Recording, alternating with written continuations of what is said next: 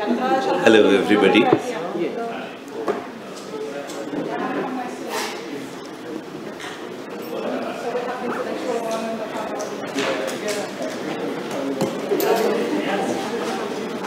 Hello, a very, very good afternoon and a very warm welcome.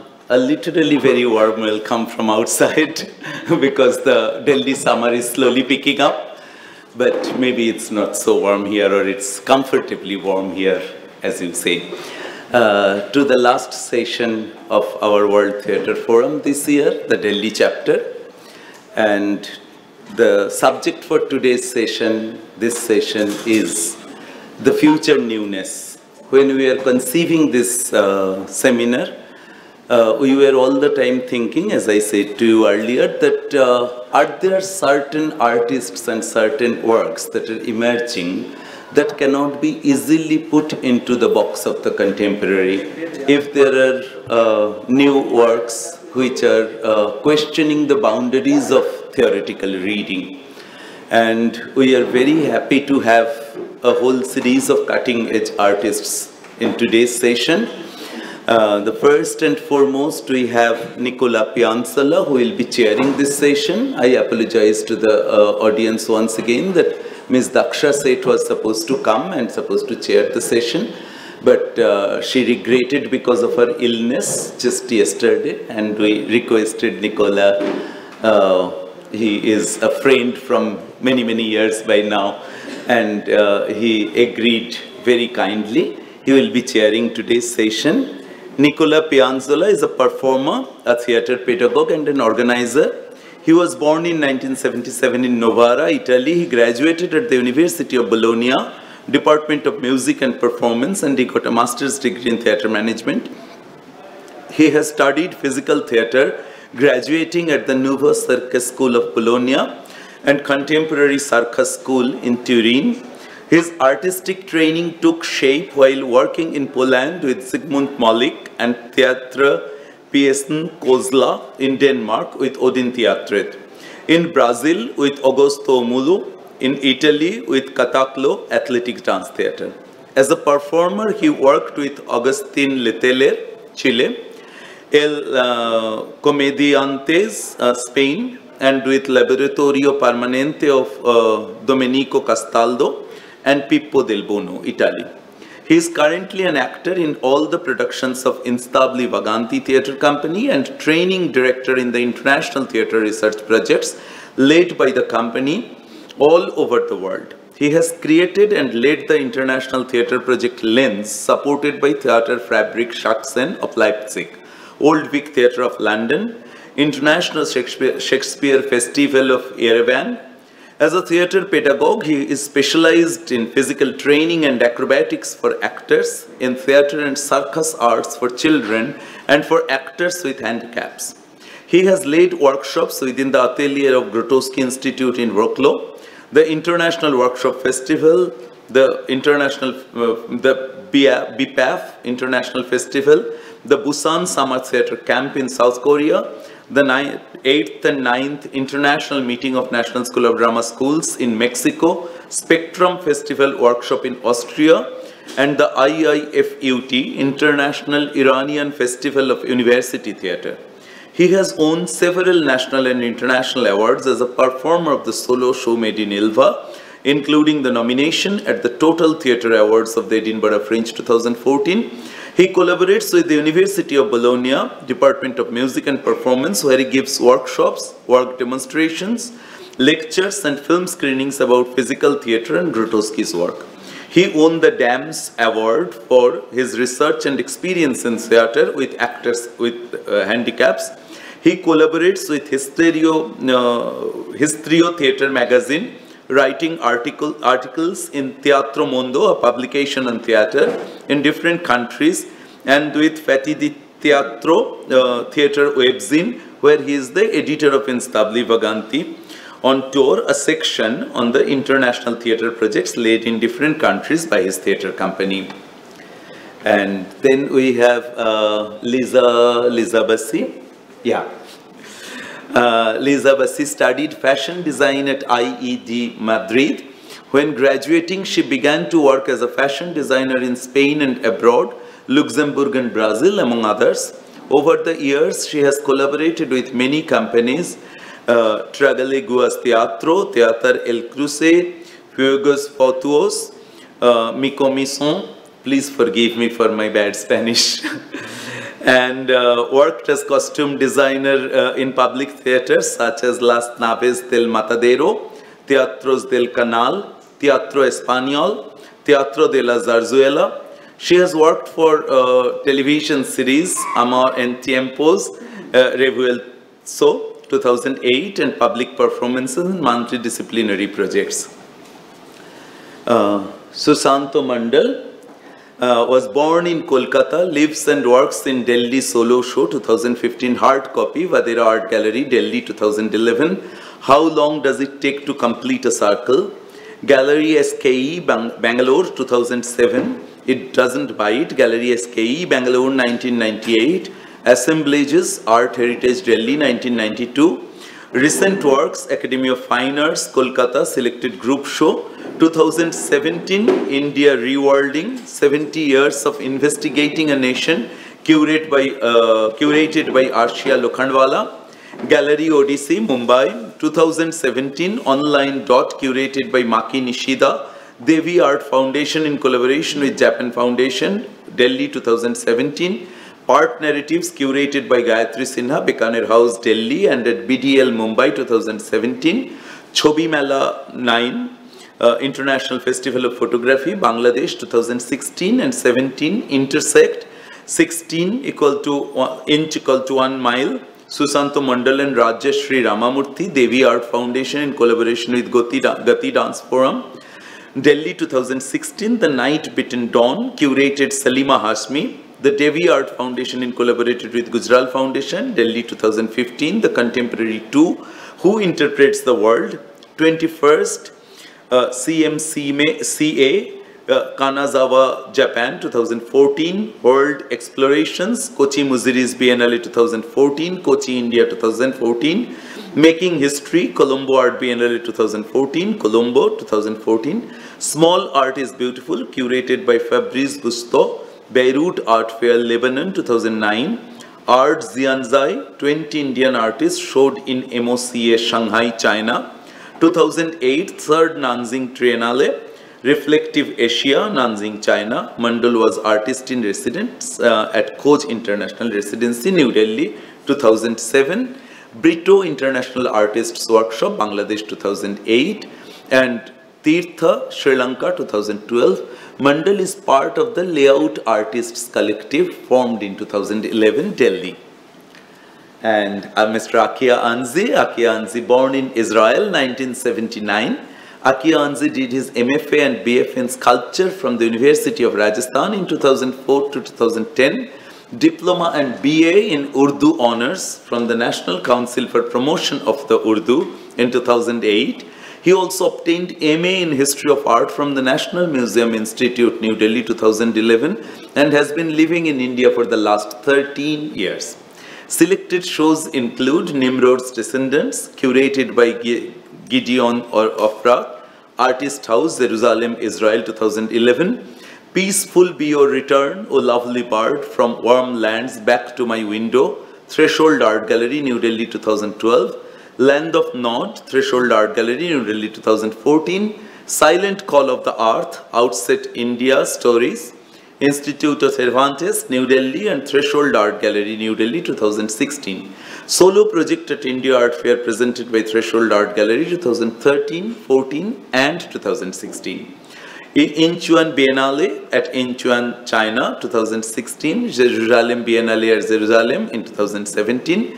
His translations from Urdu and Hindi were printed in several Hebrew newspapers and journals, forthcoming by Hakibut's Hamushad Publishing House. Selected short stories by Sadat Hassan Manto, translated to Hebrew. The artist is an assistant professor at O.P. Jindal Global University, Sonipat. And we then have Mr. Sergio Blanco. Dramatist and Franco-Uruguayan theatrical director Sergio Blanco lived his childhood and adolescence in Montevideo and currently resides in Paris. After studying classical philosophy and theater direction in the Comédie Française, she decided to devote himself entirely to writing and theater direction. Since 2008, he has been a member of the Complot Contemporary Performing Arts Company.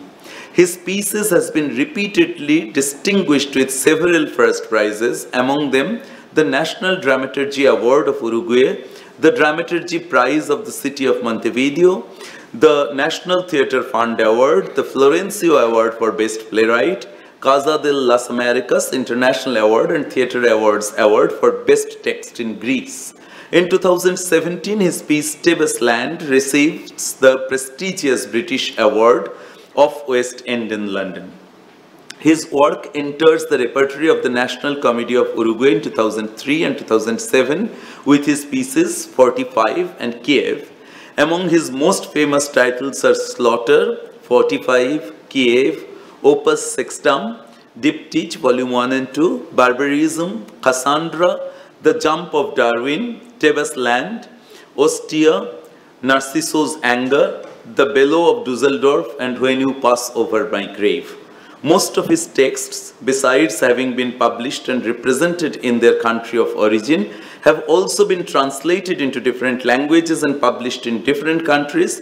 In recent years, his theatre has been premiered in France, Germany, England, Spain, Italy, Greece, Switzerland, Luxembourg, the United States, Argentina, Brazil, Chile, Colombia, Cuba, Mexico, and Peru.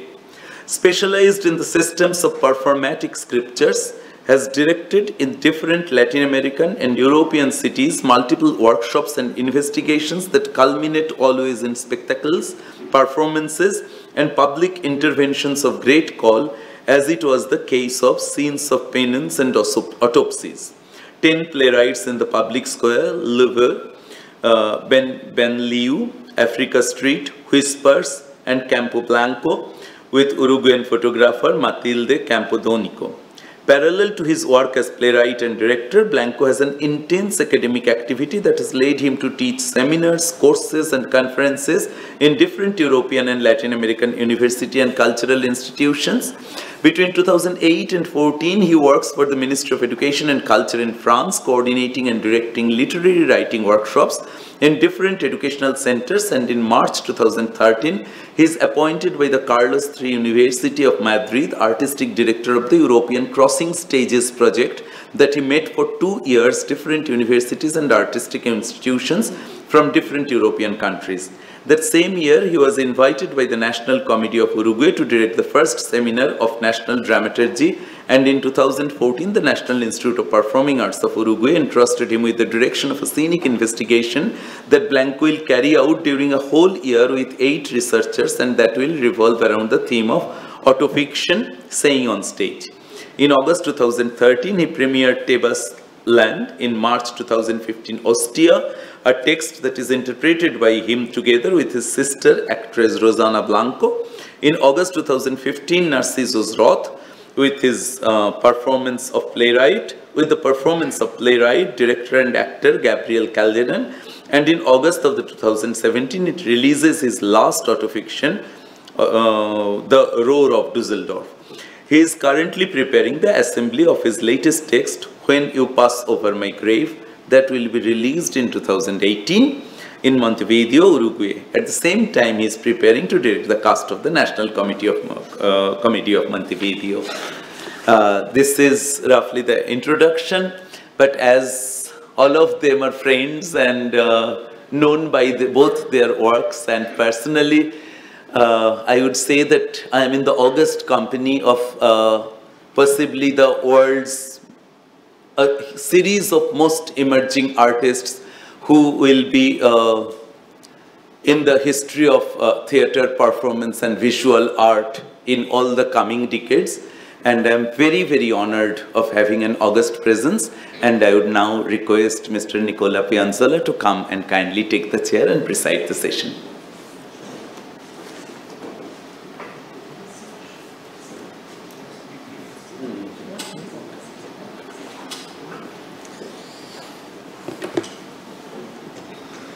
Good afternoon, everybody. We have a difficult task. We have to face the after lunch. And for me personally, I have to face it without espresso. So I will engage on myself in this new role. It's something emerged yesterday by urgency, but I wish to stay with my colleague today and help them to set this discussion, this debate in this last session, this last opportunity we have this year to focus on newness. So I would really love to have a space for questions, and not only simple questions, but really to open a real debate, a real confrontation. This is a new role for me, chair. So it's the best way to introduce something new. Of course, I have no time to prepare a paper, but I just want to catch some impulses appearing during these 2 days, some provocations. So I always want something new. I'm here today like this without my jacket because I lost my jacket in Jaipur, the same jacket you have seen in the video yesterday, my pretty cool expensive jacket that actually was not expensive, was a really Korean cheap jacket. So I'm very sad you have to accept me like this in this informal way, but what I need now is a new jacket, a new Indian cheap jacket. We always want something new. Why? It's not said that new is good. And it's not said that the audience, the spectators, people who want to receive art are looking for something new.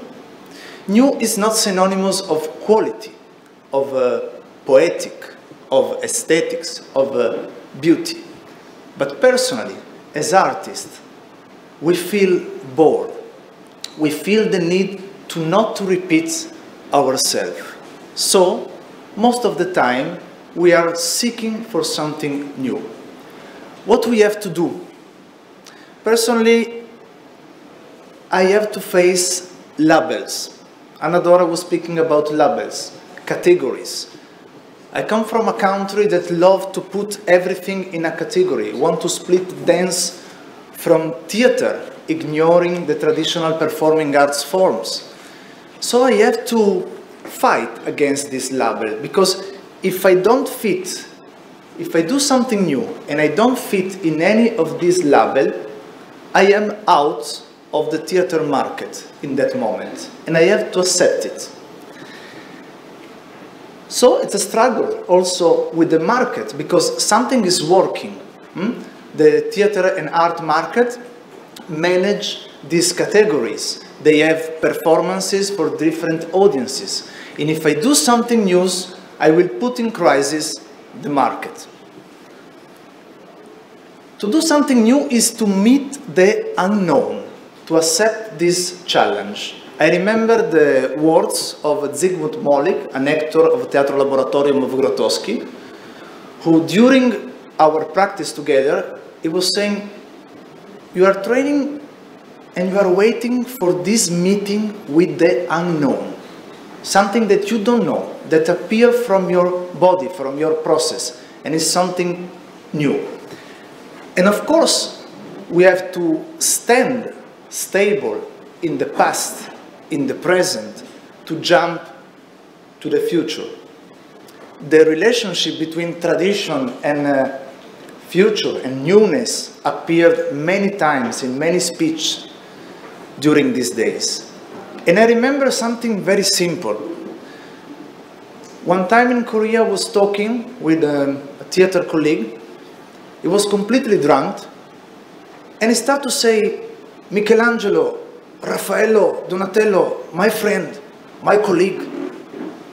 So, in his drunkenness, he was right. They are our colleagues. They did something before us, and I can't forget them. When I'm acting on stage, I am a human being body on stage, and I can't ignore that the statue of David is in Florence, one of the most perfect representation of the human body. So we have to feel our past behind us, because it's our past that pushes us into the future. And another element is this, is a geographical element. Personally, we are traveling a lot as a theater company in Stabili Vaganti. We have been presenting our performances in many countries, and every time is different. In every country, what is not new for us, it's new for them, or vice versa. So sometimes we felt that one of our performances was received in a better way in that country at that time, because the conditions of perception of receiving that work were the right condition at that time. So we have many elements changing the concept of newness, the perception of newness. So this was just to launch some provocations in the speakers, in the people listening. I will not steal any more time, and I will give the word to the first speakers, asking kindly to try to be in 20 minutes. So we will have time to deep each plot, each theme, each new things emerging from this conversation. So I welcome Achia to take my place.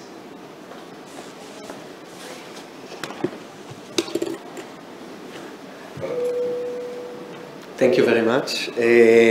Thank you for N.S.D for inviting me to speak here.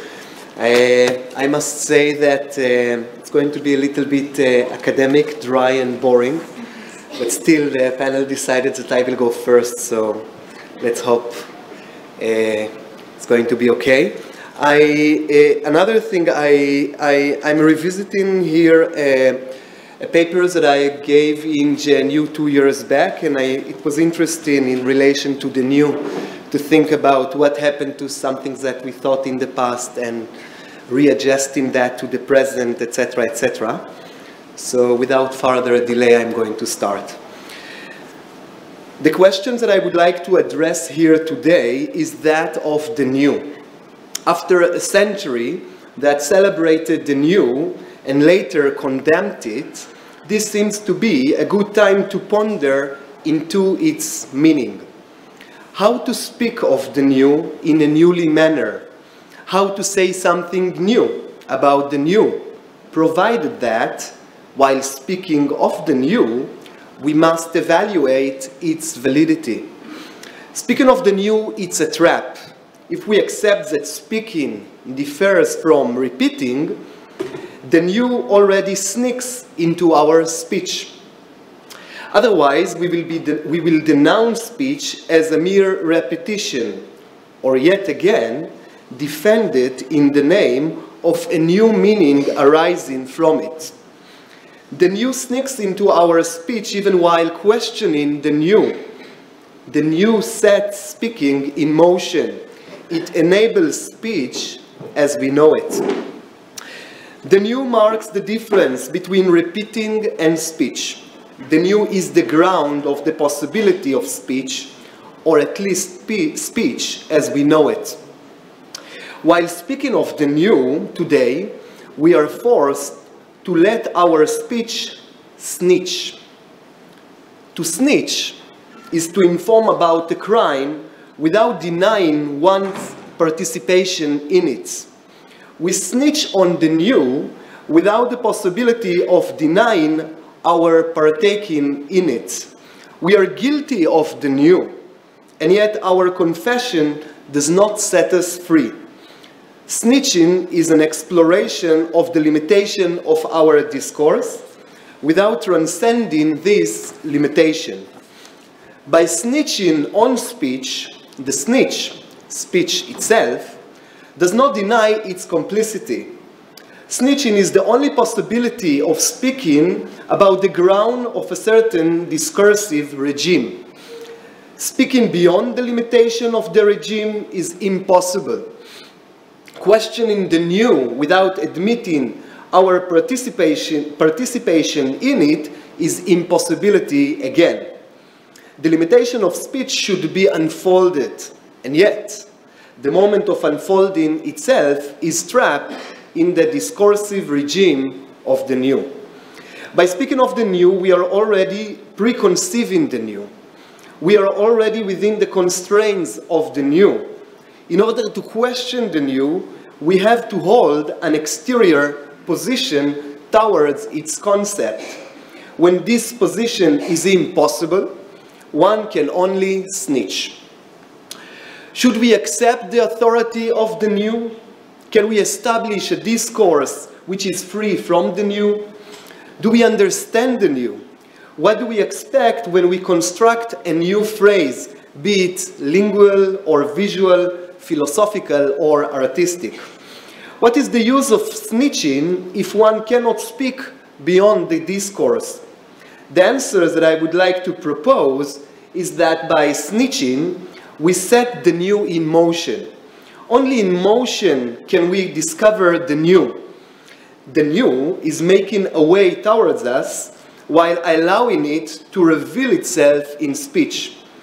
Only by snitching, that is, speaking of the new, by making a new statement about the new might arise.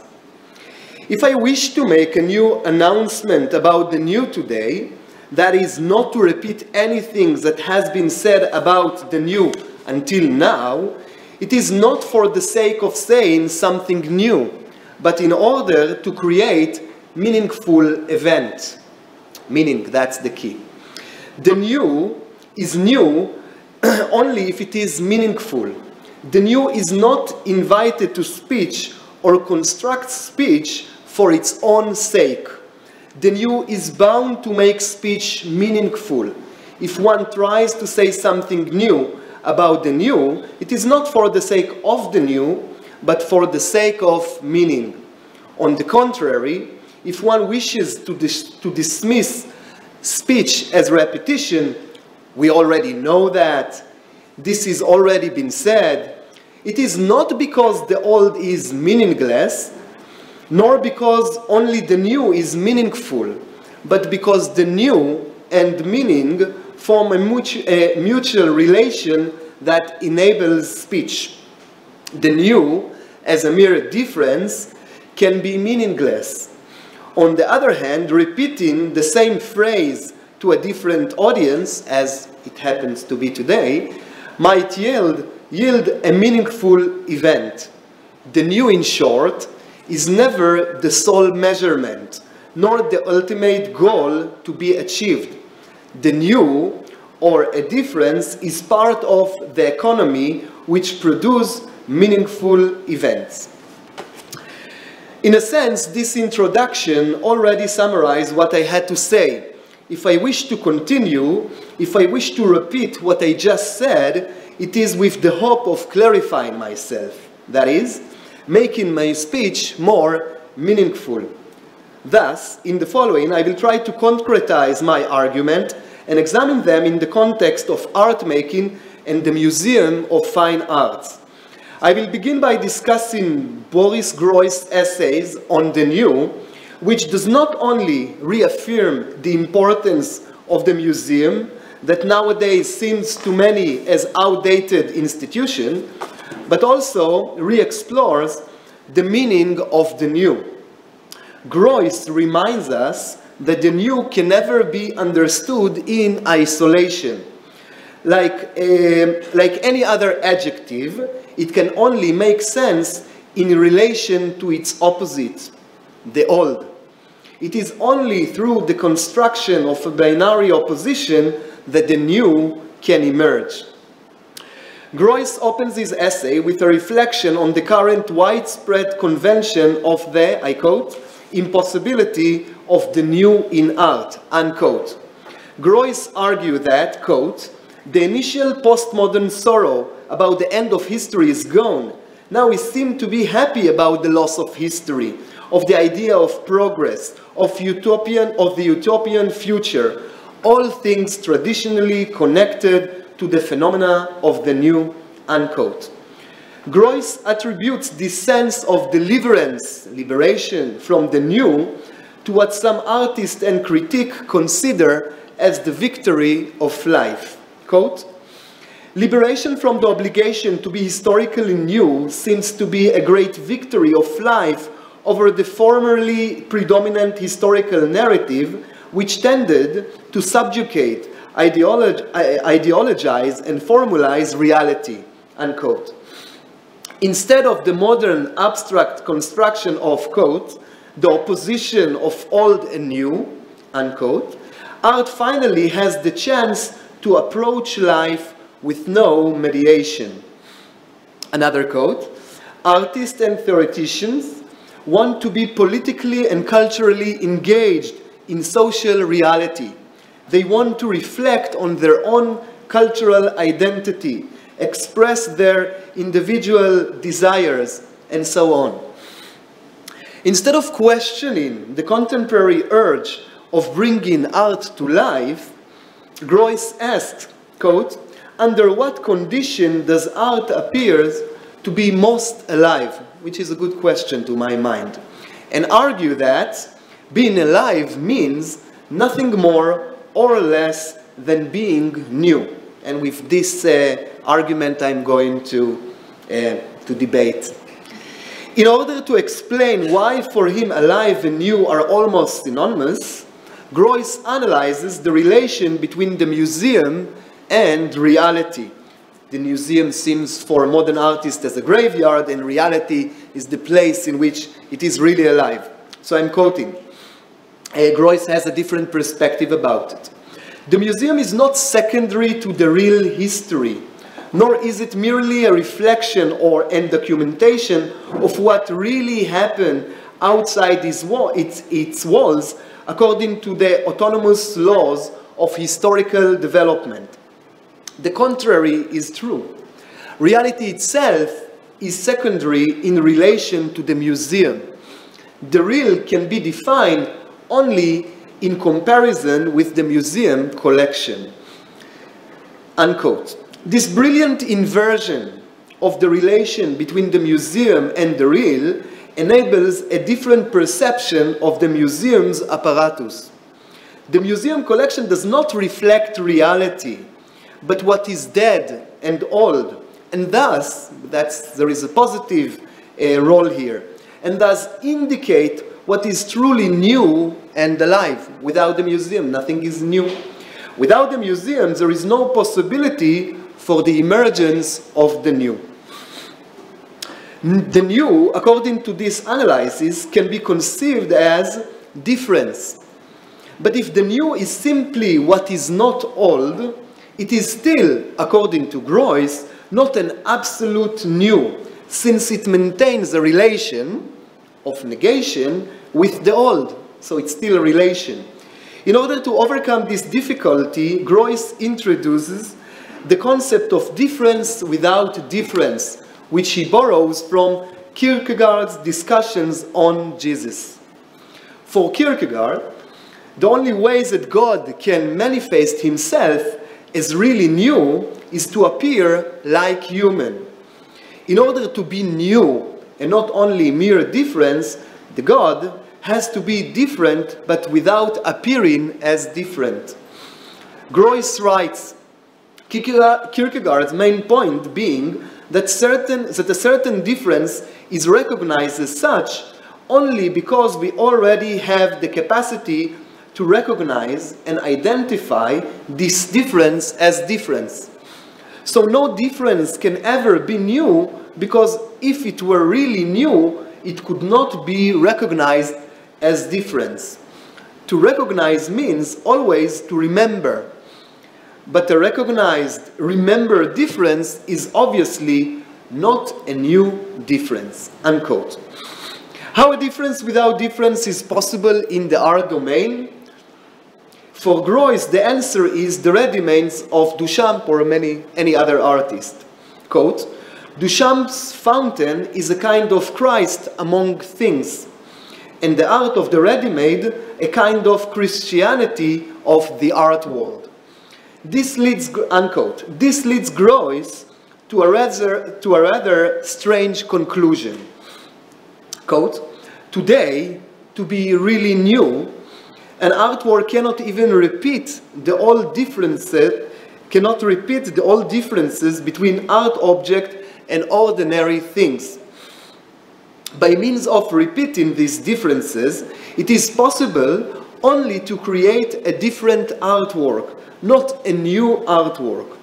The new artwork looks really new and alive only if it resembles, in a certain sense, every other ordinary profane thing or every other ordinary product of popular culture, unquote.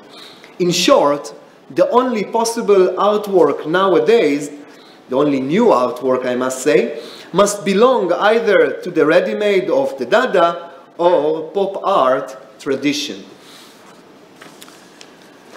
Before questioning Greuze, let us summarize his arguments.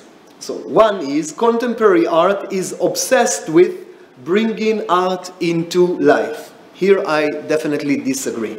Number two, being alive is possible only by being new. That makes sense. Third number, the new can appear only in relation to the old. Hence, contemporary art needs museum and its collection in order to be new. The fourth point is, mere difference does not yield newness. It's not enough to be different in order to be new.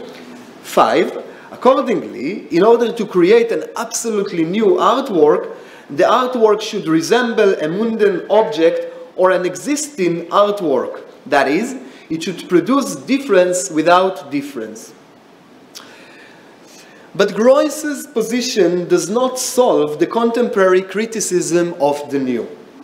The modernist and contemporary critiques of the museum are markedly different. The modernist rejected the museum in the name of the new that can manifest itself, as Greuze rightly argues, only through the apparatus of the museum. So Greuze is basically a modernist. The contemporary critique of the museum does not question the museum in the name of the new, but in fact tries, successfully or not, to establish a discourse which is free from the boundaries of the new. In order to be liberated from the new, contemporary art is simply indifferent to the new. Bringing art into life seems to me to be a modernist obsession, which is a direct reaction to the modernist isolation of art, arts for art's sake. Contemporary art, on the other hand, does not need to bring art to life, simply because, in the deep sense, contemporary art does not think that art is separated from life. Instead, it is concerned with another issue, the question of meaning. From a contemporary perspective, Greuze's theory can be read as a parody of the obsession of the modernist artist with the new and the avant-garde Sisyphean struggle with the museum. The 20th century's fascination with the new reaches its culmination with Greuze's concept of the new, an empty play of special movements and differences, in and out and in the museum. The modernist new has nothing new about it if its only possibility of appearing as new, as Greuze rightly claims, is to be different from the artworks in the museum collection. Paradoxically, and I think that was hinted already by different speakers, in order to be new, art has to abandon its obsession with the new. Nevertheless, the relation of contemporary art with the new is markedly different. But this does not mean that contemporary art managed to escape from its spell, the spell of the new. If a contemporary artist reinstalls ready-made in the museum in order to show that a ready-made can also be a work of art, we will simply say that he repeats Duchamp's urinal. No, there is no need for that. And still we see many ready-mades. So why? The fountain is already in the museum, and there is no need to simulate it. The ready-made was accepted as a legitimate art form, and now it must act as a mean to introduce something beyond itself. It is not new by resembling or disresembling a mundane object, but by bringing a new meaning. It is only due to the expectation of a new meaning that we accept contemporary ready-mades, and not because they introduce difference without difference. It is on the ground of meaningfulness and not their newness that we validate their existence. Thank you very much.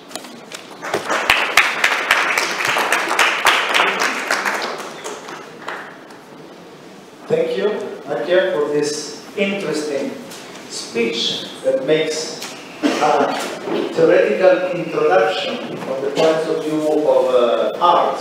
It's very interesting because when you were talking, I was transferring your concept immediately to my practice field, theater, and I was questioning myself, is theater an old institution, is an old building? So there are many interesting provocation questions that we can transfer to our personal fields. I want just to, in the way that we can remember some points.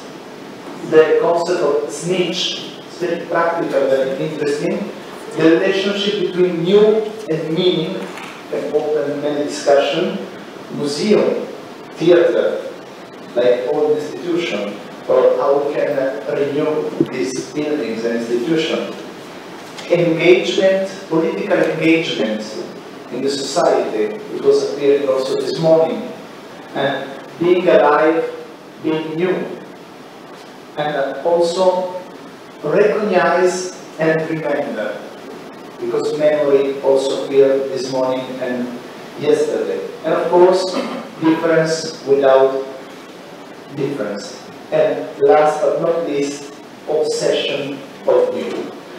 So thank you so much, and thank you for being in the exact 20 minutes, perfect timing. And now I want to give word to Sergio. I call everybody by name. Raffaello, Michelangelo, Sergio.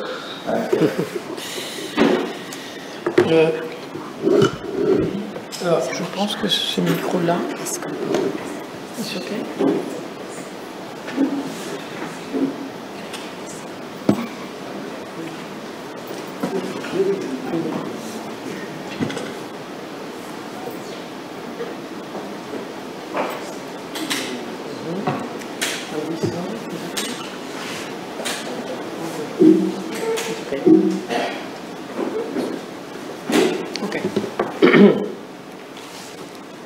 C'est bon pour toi? Bonjour. Avant de commencer, je voudrais remercier the National School of Drama. Before I start, I'd like to thank the National School of Drama. Remercier à Shantanu pour son invitation. Shantanu for inviting me. Remercier à Jesus. Jesus. Et par lui, remercier aussi l'Institut Cervantes. And the Cervantes Institute. Et c'est grâce à eux que je suis là aujourd'hui. It's thanks to them that I'm here today. Je voudrais parler dans ma langue maternelle, que c'est l'espagnol. I would like to speak in my mother tongue Spanish. Et pour honorer l'Institut Cervantes qui m'invite. Also to honor the Cervantes Institute. Mais je vais parler dans la langue de Molière. But I'll speak in Molière's language. C'est ma langue paternelle. It's my father tongue. Et c'est la langue qui m'a permis de rencontrer Renuka. And it's the language that allowed us to meet. Je voudrais vous remercier vous tous d'être là. I'd like to thank all of you for being here. Et je voudrais remercier avant de commencer Renuka. I'd like to thank Renuka as well. J'aime être traduit. I like being translated. J'aime bien cette distance qui s'est créée entre ce que je veux dire et ce que vous allez recevoir. I like the distance that's created between what I'm going to say and what you receive. Je pense, très souvent, on dit que le mythe de Babel, c'est une punition, et pour moi, c'est un cadeau. People often say that the myth of Babel, the Tower of Babel, is a punishment, but I think it's a gift. C'est la fin de l'architecture, It's the end of architecture, mais c'est la naissance des langues. but the birth of languages. Et ce qui était une punition, pour moi, c'est un cadeau, c'est la littérature. And what was a punishment is a gift to me. It's literature. Je suis très heureux d'être ici, à New Delhi. I'm really happy to be here in New Delhi. Je me sens très loin de chez moi, I feel very far away from my home parce que je viens de Paris, mais je suis né à Montevideo, en Uruguay. because I've come from Paris, but I was born in Montevideo in Uruguay. Et j'aime bien être loin de chez moi. And I like being far away from my home. Je n'aime pas qu'on me dise « fais comme chez toi » ou « sens-toi chez toi ». I don't like people telling me to make myself at home. J'ai horreur de Feel at ça. home. I hate that feeling. J'aime bien être loin de chez moi, pas me sentir chez moi. I like being far away from home and not feeling at home. Et ici, en Inde, je suis depuis 4 jours, And I've been here in India for 4 days. je me sens très loin de chez moi. I feel very far away from my home. Tout me manque. I miss everything. Ma mère me manque, My mother, mon père, my father, mes goûts, my tastes, the savors I'm used ma to, maison. my home. Moi-même, je me manque à moi-même. I miss myself for myself. Et j'aime être dans cet ailleurs, dans cet lointain. And I like being in this elsewhere, this distance. Et je suis là pour parler des Newness. And I'm here to talk about newness. Et des Newness in Old Delhi. C'est le titre de ma communication. Donc,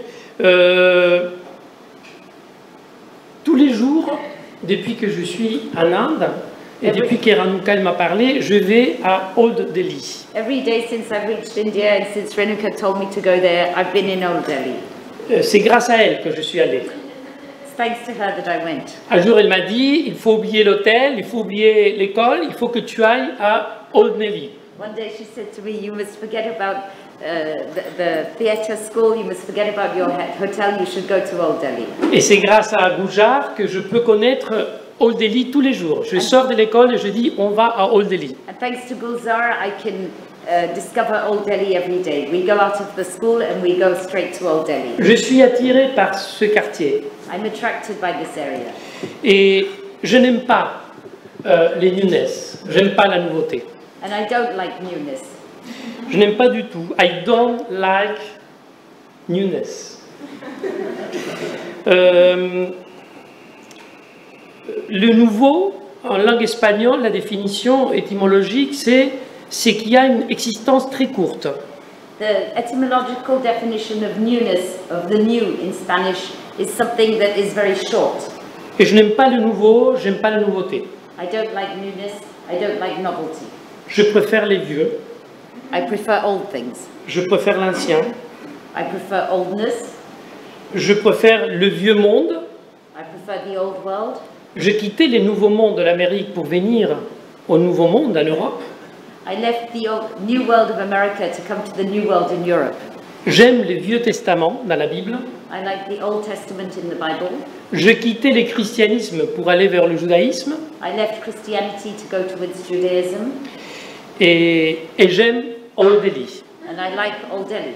Tous les jours, je quitte New Delhi pour aller à Old Delhi. Every day I leave New Delhi to go to Old Delhi.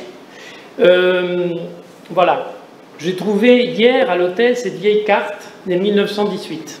Yesterday I found this old 1918 map at the hotel. Et je voulais la partager avec vous. And I wanted to share it with you. Je pense en Uruguay, il y a une dictature dans les années 70. In the 70s, there was a dictatorship in Uruguay, Une dictature financée par l'Empire américain.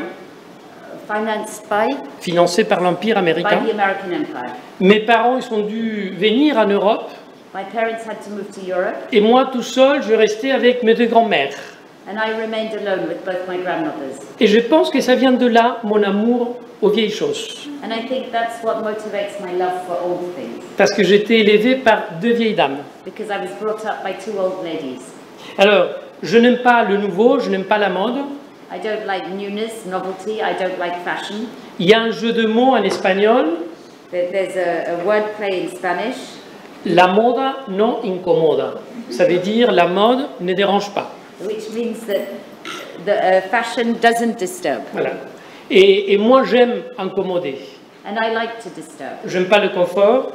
I don't like comfort. J'aime pas être à l'aise. I don't like being comfortable. J'aime bien perturber et être perturbé. I like disturbing and being disturbed.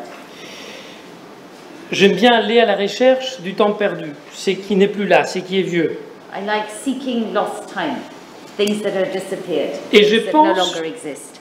Je pense que c'est dans cette vieillesse, dans l'ancien, And I think it's in the old où il y a le progrès. that progress exists. Et j'aime le progrès. And I like progress Parce que le progrès, c'est les mouvements. because progress is movement. Le nouveau, c'est la mort. Novelty is death, newness is death. Mais le progrès, pour moi, c'est extraordinaire. C'est le mouvement, la dynamique. For me, progress is extraordinary. It's something dynamic. L'autre jour, en parlant avec Anna, The other day, talking to Anna, j'ai pensé à cette phrase. I thought of this sentence. C'est un hommage pour Anna et pour toi. It's a homage to both of you. Torniamo all'antico, sarà un progresso. Giuseppe Verdi. Ça veut dire retournons à l'ancien, ça sera un progrès. It means let's return to the old, that would be progress. Donc, comme j'aime les vieux et comme j'aime le progrès, je vais dans le théâtre à la recherche de l'ancien. So as I like oldness and as I like progress, in theatre I look for oldness. Et comment, la question que je me pose, c'est comment faire que le théâtre que nous faisons aujourd'hui, en 2018, retourne à l'ancien. And my question is, how do we make the theatre that we're doing today and that we're producing today, how do we make it go back into the past? Et je crois qu'on doit récupérer deux mots, parce qu'il y a deux mots étymologiques, deux mots du grec. So we need to recover two etymological words from the Greek. Et l'étymologie pour les mots, c'est ce qu'il y a des plus vieux. For words, the etymology is what is the oldest. Et donc, je vais voyager avec vous pendant 20 minutes So I'm going to spend 20 minutes traveling with you, à la recherche de deux mots où il y a les progrès du théâtre. seeking two words in which we'll find the progress of theatre. Opsis, Opsis un théâtre. C'est impossible à traduire. and theatron. Opsis théâtron. Donc je vais d'abord parler pendant 10 minutes de l'opsis et ensuite après je vais parler du théâtron. Merci. So I'll spend 10 minutes talking about opsis and then 10 minutes talking about theatron. Voilà. Et c'est en allant vers l'opsis et les théâtrons qu'à mon avis le théâtre peut progresser. And it's by going towards these two notions that I believe theatre can progress. Je vais commencer par l'opsis. Opsis, ça vient du grec ancien et ça veut dire regard. Opsis comes from ancient Greek and it means gaze. Ça veut dire aussi l'œil. It also means the eye. Et je pense que dans le théâtre, on ne doit pas oublier, et le XXe siècle l'a beaucoup oublié, que le théâtre c'est un art du regard. And I think we mustn't forget, and in the 20th century we've often forgotten, we mustn't forget that theatre is gaze.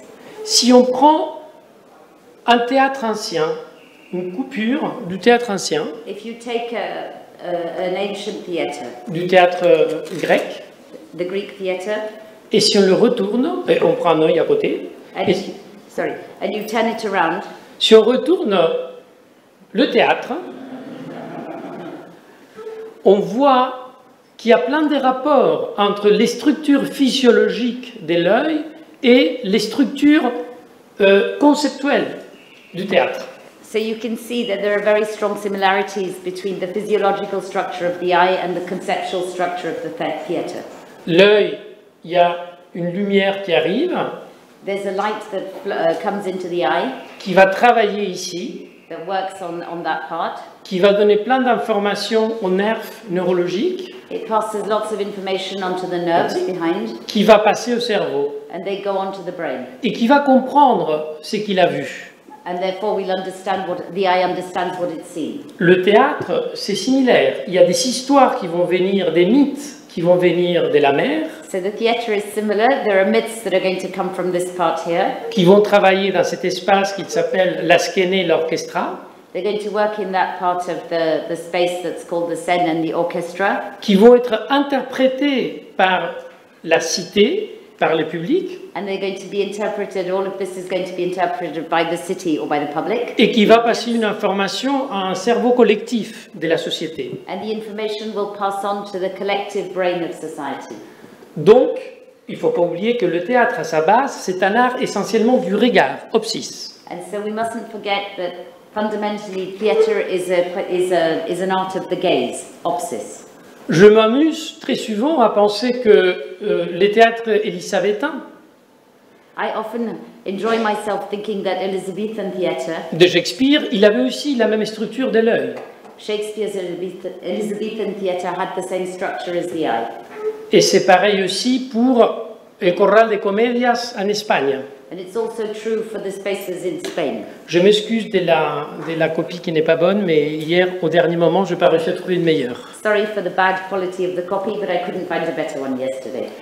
Donc, là, on a un théâtre élisabétain de Shakespeare, donc on est vraiment dans le monde de l'opsis, du regard. So in Elizabethan Shakespearean theatre, we're really in the world of opsis, of the gaze.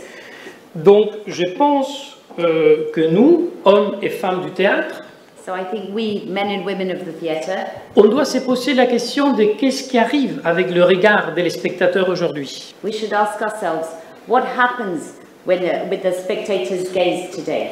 Très souvent, on est dans des débats littéraires, Often we're in literary debates, mais le théâtre, ce n'est pas la littérature. but theatre isn't literature. Le théâtre dans la littérature, c'est quelque chose de mort. Theatre in literature is something that's dead. C'est un dramaturge qui le dit, And I'm a playwright saying that. mais c'est mort. It's dead. J'adore la mort et c'est très beau, I like death. It's wonderful, mais c'est mort. but it's dead. Le théâtre, c'est lui dire à ce texte, comme Lazare, lève-toi et marche. The theatre is like saying to the text, get up and walk, like in Lazarus's case. C'est un miracle. It's a miracle. Le théâtre, il n'est pas dans le texte littéraire, il est dans la chair. Theatre isn't in the literary text, it's in the flesh. On pourrait dire que le théâtre, la parole théâtrale, c'est une parole qui cherche la chair. You could say that speech in theatre, theatrical speech, is speech that seeks flesh. Donc on doit se poser la question, qu'est-ce qui arrive à l'œil? Qu'est-ce qui se passe avec l'œil? So we're going to ask ourselves, what happens with the gaze? Il y a une image que j'aime beaucoup de Louise Buñuel, 1929, Les chiens andalous. This is an image by Buñuel that, from 1909, 1929, 1929 that I like a lot. où Buñuel, de manière extraordinaire, il a compris qu'au XXe siècle, il y avait quelque chose avec l'œil. Where Buñuel had understood that there was something fundamental about the eye in the 20th century. En même temps, un peu avant Cézanne, Braque, Picasso, ils avaient compris que le monde, on ne pouvait pas le voir dans sa totalité. Il y avait quelque chose qui s'était cassé. So before Cézanne, Braque and others, he had realized that you couldn't see the world in its totality with your eyes, that there was something that had been ruptured. Donc quand je parle de l'opsis, je parle de quoi? On doit se poser la question de qu'est-ce qui arrive à l'œil aujourd'hui. So when I talk of opsis, we must ask ourselves the question that what happens to the eye today? J'utilise une expression avec mes étudiants à Paris, prendre la température de l'œil. I use an expression with my students in Paris, which is like taking the temperature of the eye as seeing where the eye is at. Et je crois qu'il faut être perméable à ce qui se passe aujourd'hui avec l'œil. We need to be open to what's happening to the gaze or the eye today. Là, on a un exemple, en 1425, de Masaccio, Here is an example from 1925. qui avait compris que l'œil à la Renaissance avait changé. He had realized that the gaze had changed at the Renaissance. Tout d'un coup, on confirmait que la Terre, elle était ronde Suddenly it was confirmed that the world was round, et qu'on ne pouvait plus continuer à peindre comme avant. and we couldn't paint as before anymore. Cette peinture magnifique à Santa Maria la Novella à Florence, on voit cette peinture de Masaccio, mais la perspective a été faite par Brunelleschi.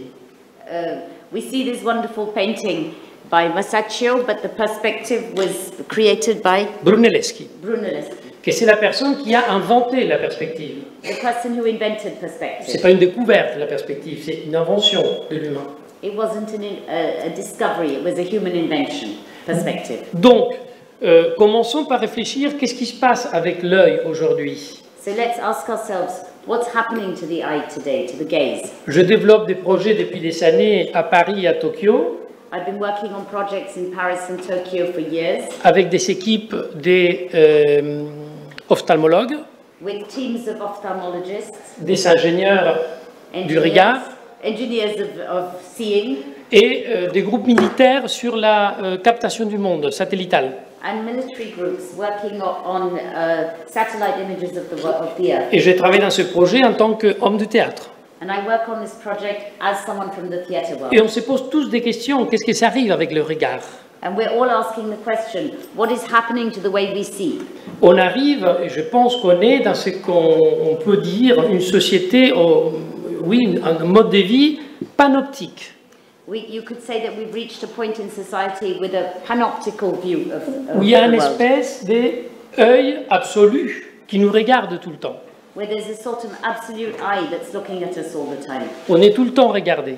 We're looked at all the time, we're watched all the time. Une autre perspective, pardon. Voilà, je m'étais un peu... Another perspective, just. Voilà, donc c'est la société, les panoptiques, c'est ces systèmes des prisons. This is panoptical society with its system of prisons, Où on peut observer en permanence.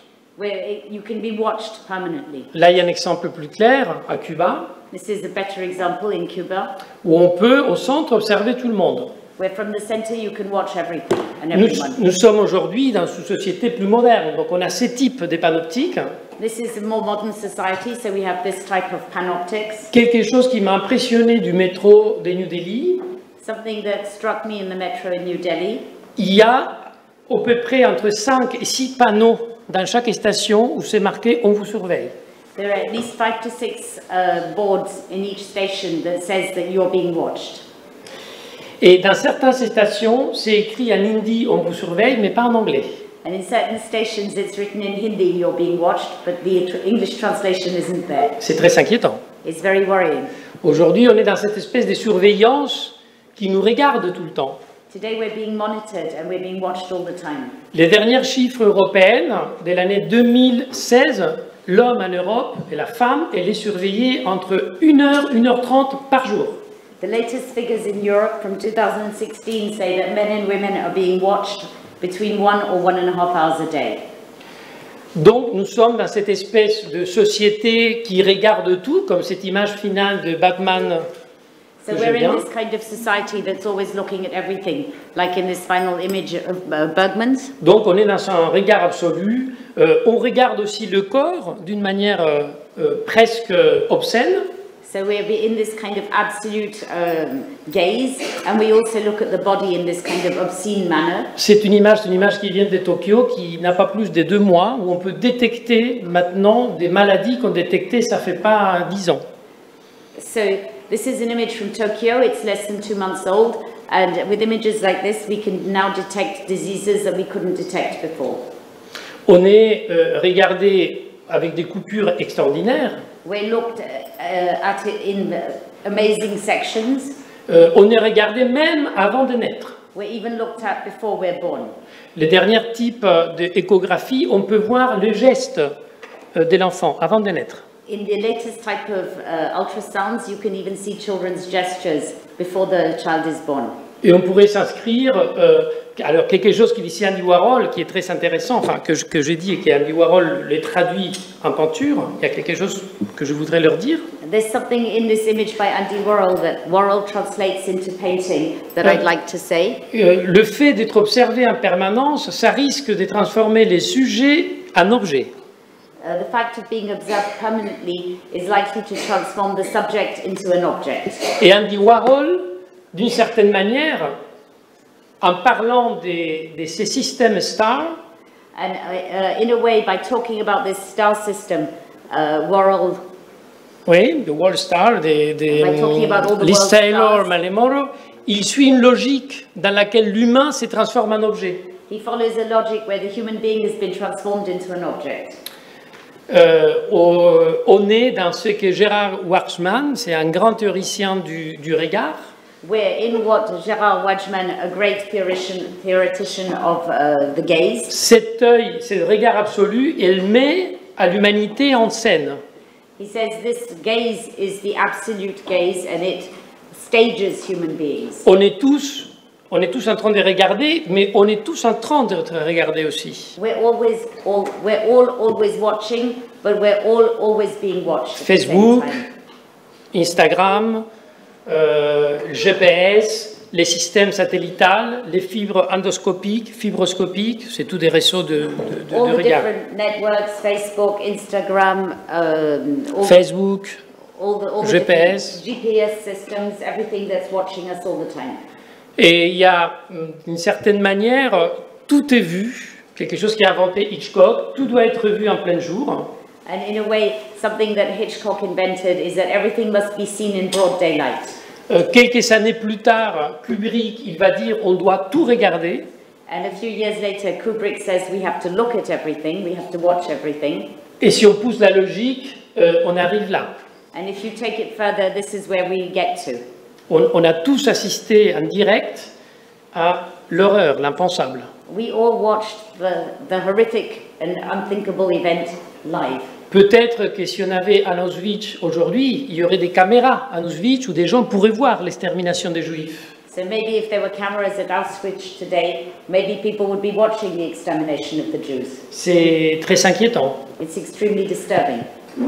On a vu des images comme celle-ci, We've seen images like this, en direct, ce qui est épouvantable, live, which is something terrible, ou comme celle-ci, or like this one. en violant tous les accords internationaux de respect aux prisonniers. That's a violation of all the international agreements on the respect for prisoners. Mais on est aussi dans le regard des accidents et la fascination des accidents. But we're also watching accidents and we're fascinated by accidents. Les places les plus chères pour le photographe dans les rallyes, c'est aux endroits où il peut y avoir des accidents.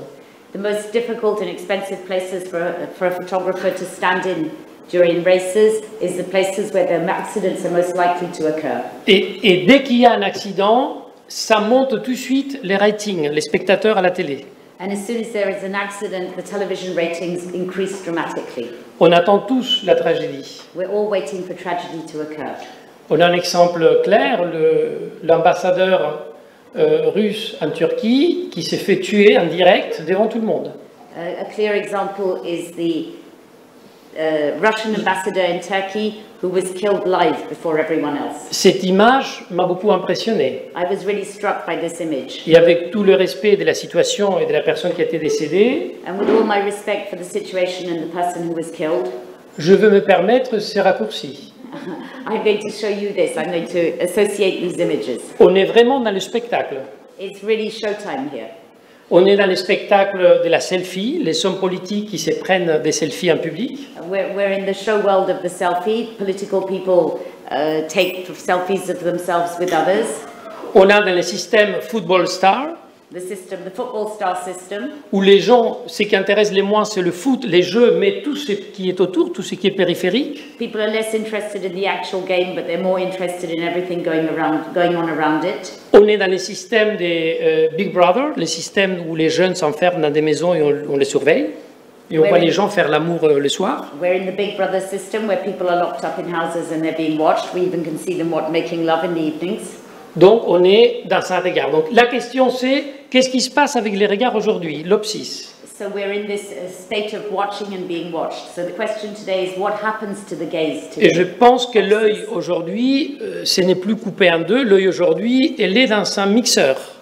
So I think today the eye is no longer separated into two. I think it's all squashed up in a mixer.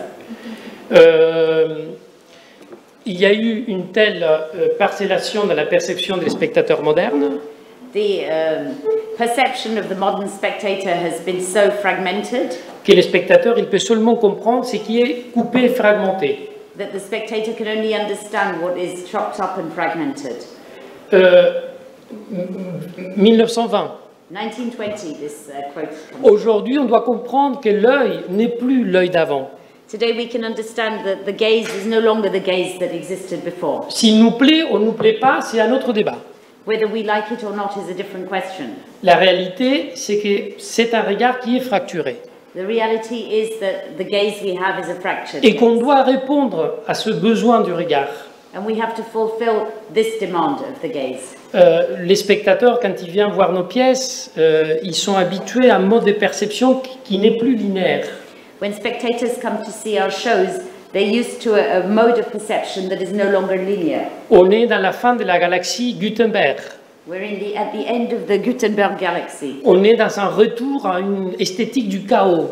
We're returning to an aesthetics of chaos. Mes neveux, qui sont 20 ans, My nephews who are 20 years old, quand ils mangent à table dans la famille, when they eat at home at table, ils sont tous avec leur téléphone. or each one of them is with their phone. Et mes parents, ils sont pas contents. And my parents are really annoyed about Et it. je leur dis, c'est normal, eux ils peuvent. Nous ne pouvons pas, mais eux ils peuvent. And I say to them, it's normal. They can do, but we can't. Un adolescent aujourd'hui peut être là et là et là et là et partout.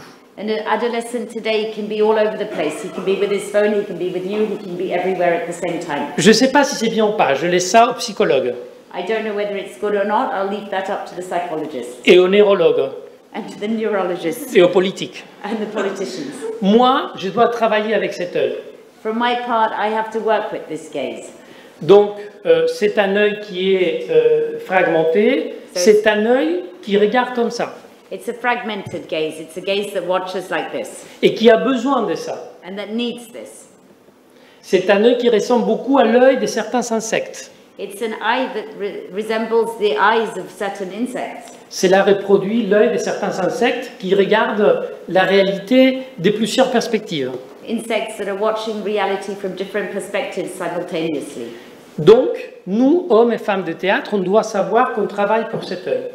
And we, men and women of the theatre world, must be aware that this is the kind of gaze or eye that we're working for. Et nous, dramaturges aussi, on doit se poser cette question et arrêter d'écrire comme on écrivait avant. And as playwrights as well, we need to ask ourselves this question, and we need to stop writing the way we used to. Parce qu'aujourd'hui, l'œil va à une vitesse et demande à être sollicité en permanence. Because today the eye moves very, very quickly, and it wants to be attracted permanently. Nike et Adidas l'ont bien compris. Nike and Adidas have understood this very well. Et c'est pour ça que les jeunes sont fascinés devant une pub ou une publicité de Nike et Adidas. And that's why young people are fascinated by the Nike and Adidas advertisements. Moi, je dois aussi le comprendre. I need to understand that too, Pour monter Hamlet, in order to stage Hamlet. au Arlequino, servidor de deux patrons, en Goldoni, peu importe, mais je dois comprendre cet œil. Whatever I'm staging today, I need to be able to understand this gaze. J'ai un peu plus de 20 minutes à cause de la traduction. Extra time to Yes. Sergio because of the translation, if you don't mind. Mais il me reste 10 minutes, 10 minutes c'est bon. Le deuxième, c'est Théâtron, c'est beaucoup plus court. Okay, so now we'll come to Théâtron. It's very short. It's much shorter. Et toujours dans cette recherche de l'ancien, de la même manière qu'en cherchant l'opsis, je cherche la modernité, So in the same way that I'm seeking modernity in Opsis, I'm looking for the old in Théâtron. je pense que le théâtron c'est pareil. C'est par les théâtrons qu'on peut trouver la modernité. And I think it's the same thing. By Théâtron, we can find modernity Et surtout les progrès. and progress in particular. Théâtron, c'est un mot grec aussi. Théâtron is also a Greek word. J'imagine qu'ici nous le savons tous, I'm sure you all know here. qui veut dire lieu d'où on regarde. It means the place we are looking from. C'était la structure où s'asseyaient les publics. It was the structure where the audience used to sit. Attention, c'est une structure en bois, pas en marbre. It was a structure made of wood, not marble. Le marbre, il arrive avec Auguste en 42. Marble arrives with Augustus. Très souvent, j'ai mes étudiants qui sont à Athènes et qui disent ça c'est magnifique, on est sur les théâtres où il y était Sophocle. Non, les théâtres c'était en bois. Often I have students who say that this is wonderful, in the theatre where Sophocles On le is. montait, on le démontait. But it used to be made of wood and it used to be put up and taken down. Donc, théâtron, l'origine de notre mot, le ADN de notre travail, de notre office, So Théâtron, it's the DNA of our work, of what we do. ça veut dire lieu d'où on regarde. It means the place where we're watching from. le plus important dans le théâtre, c'est le spectateur. What's most important is theatre is the spectator. C'est lui qui doit tout faire. He has to do everything. Et c'est le seul qui est essentiel. And he's the only one that's indispensable to theatre. Il peut avoir théâtre sans producteur, oui.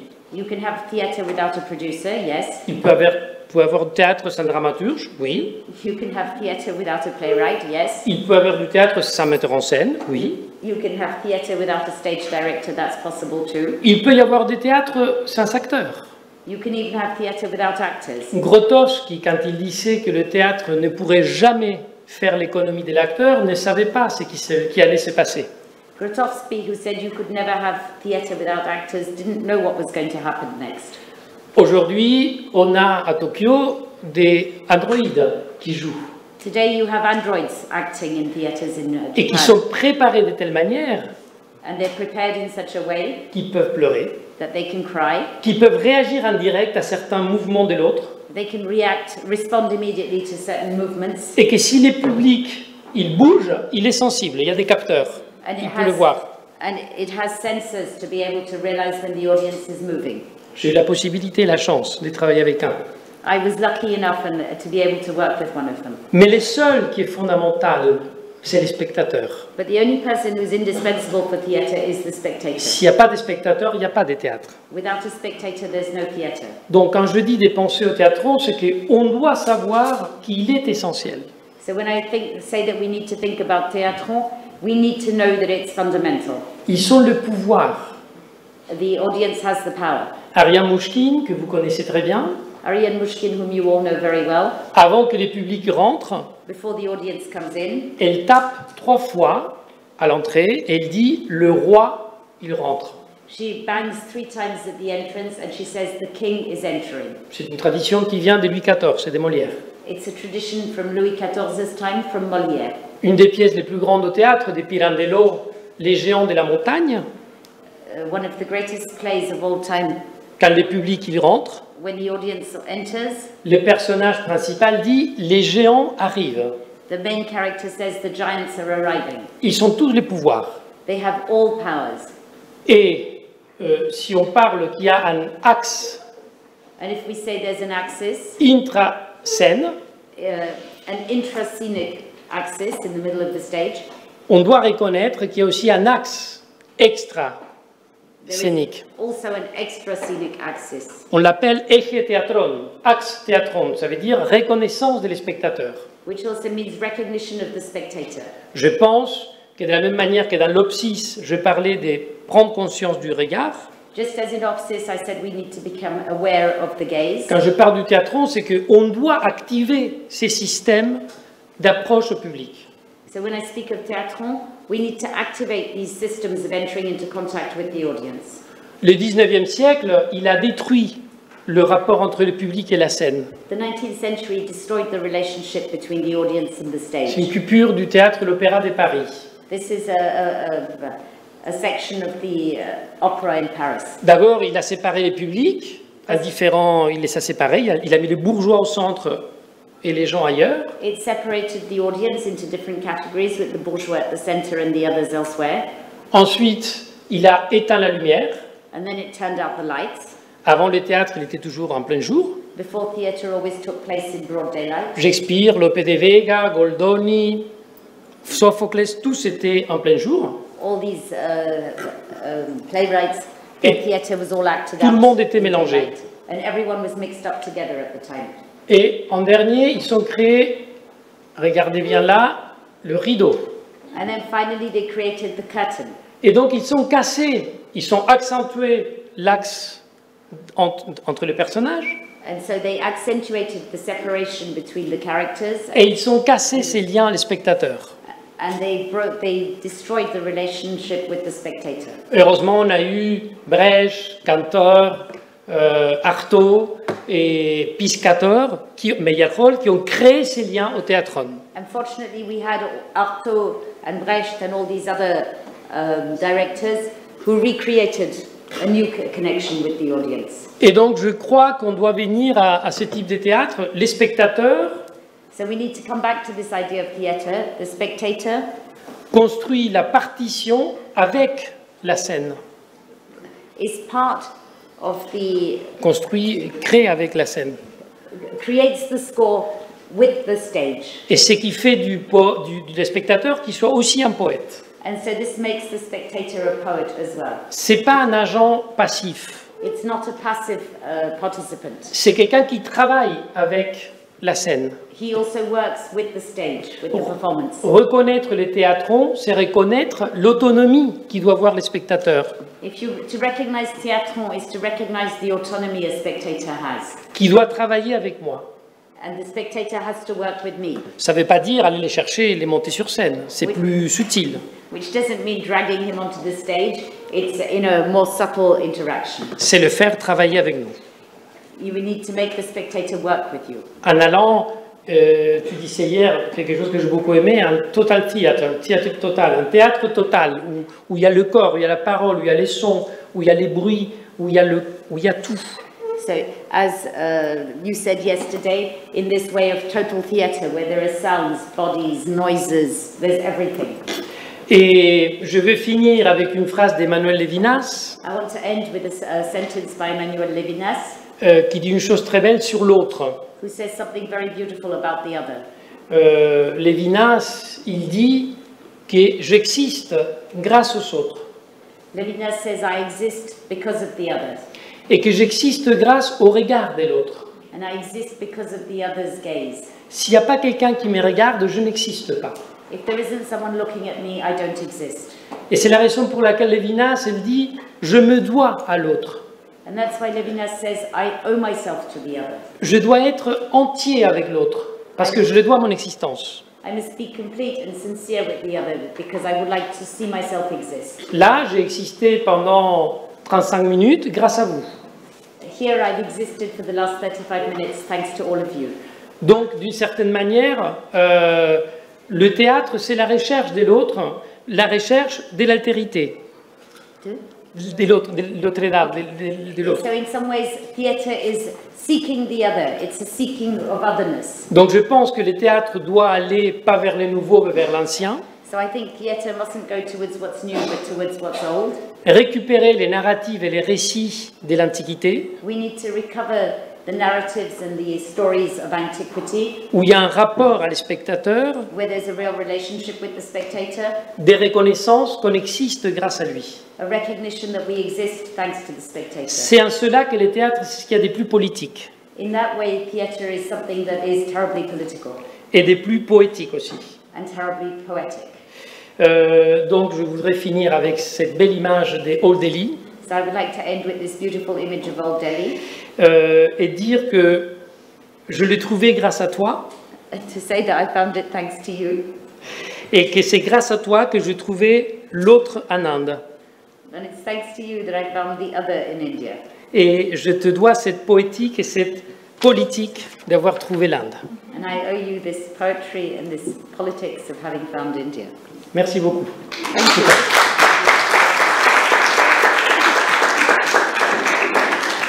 Merci. Thank you. Merci. Thank you, Sergio. Merci. C'était super. To give extra time because of the translation, but also because it was really interesting how Sergio opened a discussion and a tension in between these two terms. I just recognize Non, for the when preparing the next speech something that is said to give impulses for further discussions. Babel as intercultural dialogue that appeared this morning. New, old, Marcel Proust, Giuseppe Verdi, progress as movement is very important. Watch and being watched, subject turned into an object, and the fact that we have to face the different perception nowadays of the spectators. And another very important thing, personally as an actor, I will fight with androids and robots on the stage. And now I give the word to Liza. Thank you. It's going to be tough after Sergio's speech, so thanks for that. Thank you to Jesus Instituto Cervantes. He's the one who introduced me to Delhi and to N.S.D. And of course, thank you, Shantanu, to asking me to come. And when they told me to come here to talk and they said the topic was narratives, as a designer, I couldn't really understand what they wanted from me. And so my first question, the first question I did to myself is design a narrative and is it part of the narrative? And so the answer, of course, is yes, it's a visual one. And that's the main reason why I can be here. So I will do like a really quick introduction of who I am, because I think it can be interesting to understand what I'm going to talk about. And it's not what Shantanu has been telling. I'm not going to do a CV. I'm just going to talk about myself. So my name is Liza Bassi. I'm a costume designer mainly, but I've done also lightings and set designs. And I come from a circus family. I'm the 15th generation of circus artists. Mainly, we're clowns and jugglers. I'm the first generation that broke this tradition. And so, why is it interesting? Because that means I've worked all over the world. And first, when I was a child with my family, and then later on, I started working all over the world by myself. So it has given me a really good understanding of different ways of doing theater. And also I've been able to work in different fields as street theater, circus, dance, theater, musicals, music concert.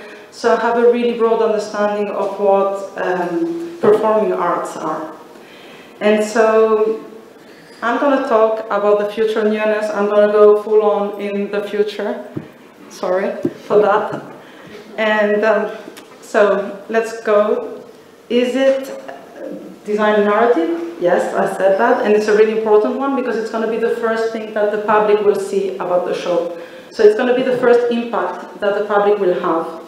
And the choices that you make as a creator are important for the show because it can give power, distance, closeness. It can make us relate to the artist or mark a comedy or a drama independently of what the text is about.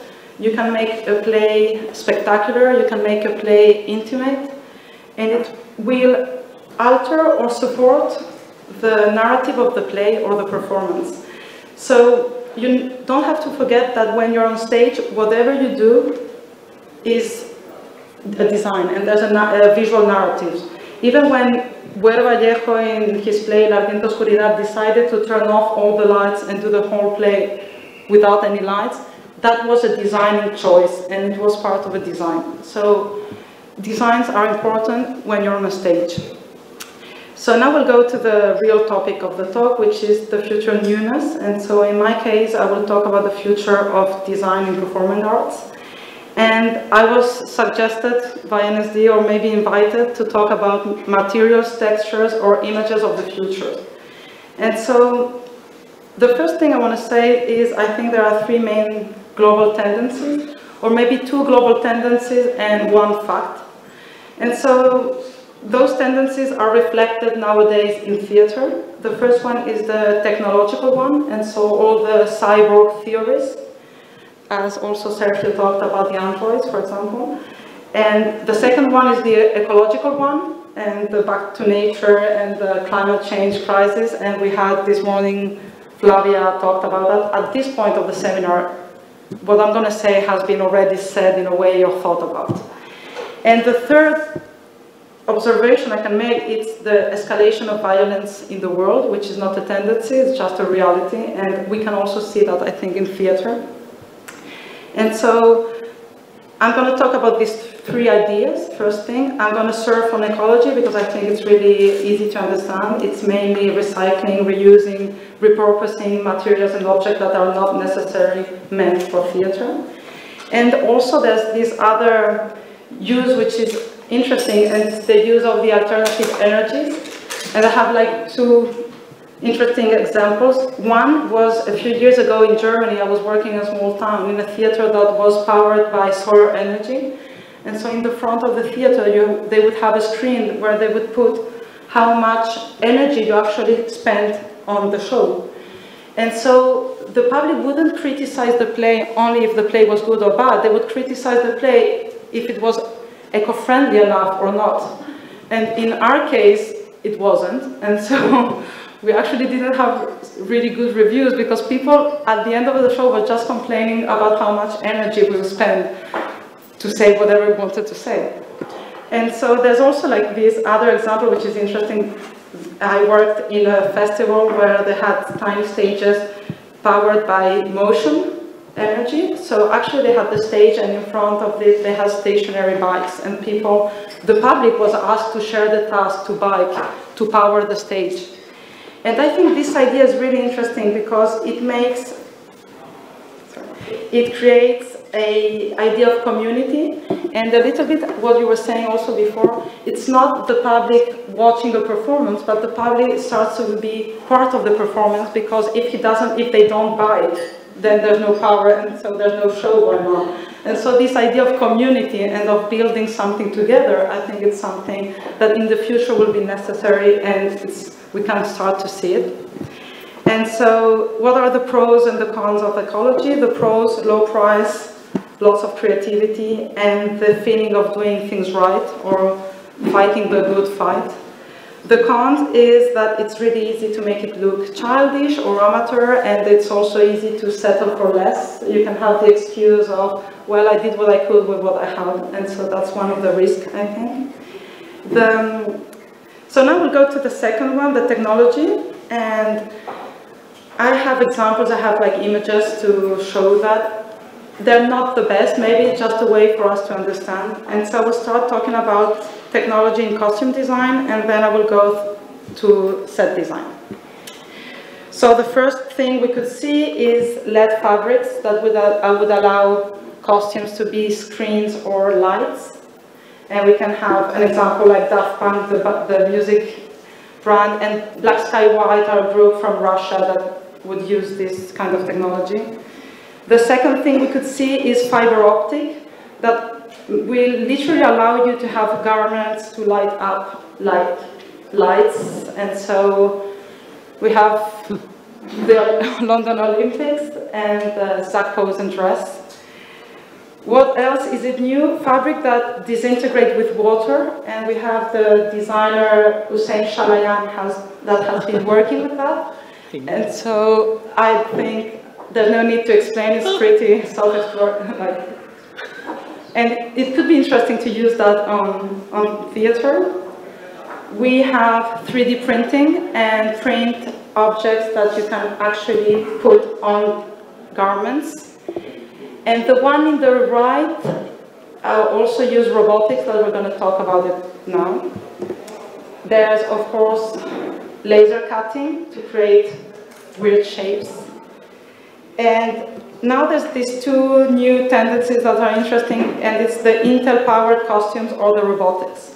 And they're starting, so what is being done is maybe not so interesting, but the technology that is used is amazing. So the next dress I'm going to show, in my opinion, is horrible, but I love what they're using. So we're going to watch and then I'll explain. The dress has 40 Intel-powered butterflies that are used in you can use it in two different ways. There's a remote control, or they can sense the proximity of someone and then start to fly and coming back to the dress. So the dress itself, who cares? But the technology, if you apply it correctly, then it's amazing what it will open for the future of theater. And the next one is robotics. So again, this one is powered by the moods of the model, and so the black sensor will feel how the model feels and will activate the limbs of the spider. And so I'm sure she's not really comfortable with the interview right now.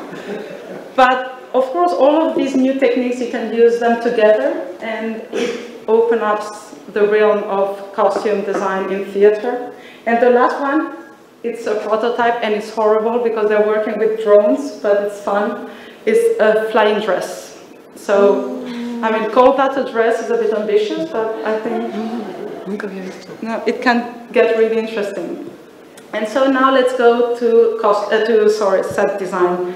So there's the use of movies technology on stage, so camera on stage doing travelings that will be projected, set moving around and things. We can see Mario Gas's Madame Butterfly that would have the whole stage moving around and cameras on stage and everything. Another technology that we're using now is mapping, and so mapping 2D projection to create 3D illusions, and I think Robert Lepage is one of the main one using that. And after that, there's one that I think is fun, and it's the holograms. And so the example I have is a Coachella, is a concert of Tupac, who's been dead for a while now. And so they're reliving him with holograms to make him have a concert. And it's amazing because it depends on where you see it from, he really looks alive, like he really looks a real person. And after that, we're going to go back to the drones, and this is Cirque du Soleil that are using it to make a performance, a kind of a dance. And the last example is virtual reality or augmented reality. And the example I have here is from the Royal Shakespeare Company, but it's not working. Let me see if I manage to make it work. Can you help me? Okay.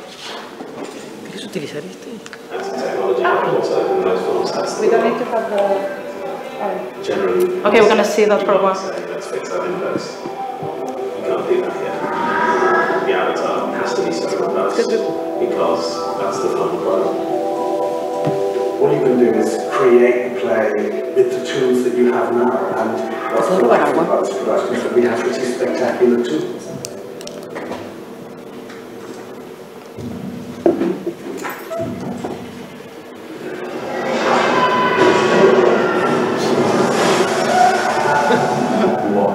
Affords us is the ability to encapsulate Shakespeare's vision, inclusive of all that magic, that wonder. The possibilities of what Intel have allowed are only limited by our imaginations.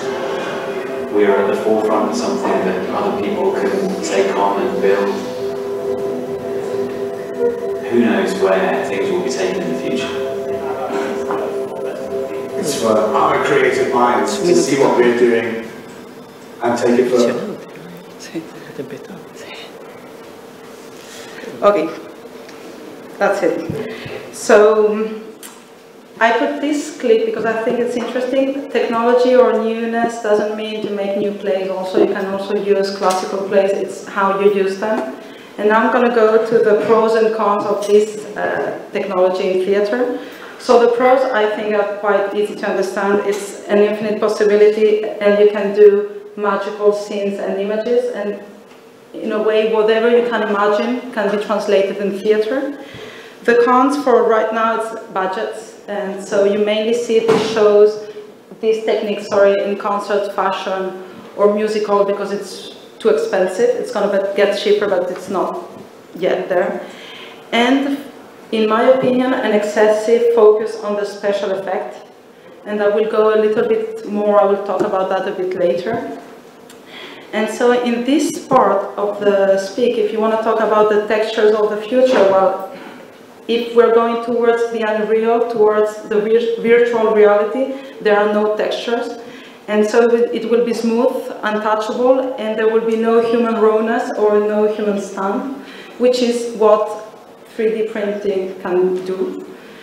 And now I'm going to go quickly also to the last, not tendency, but reality, which is violence. And I think there's two kinds of violence in theater. There's the conceptual one, and even in a fun example, the hologram concert we saw could be considered as violence, because we are reliving the dead for our own pleasure. And there's the actual violence, which is blood, hardcore sex, or taking the actor to their limits. And an easy example to have right now in Europe, it's Mount Olympus by Jan Fabre.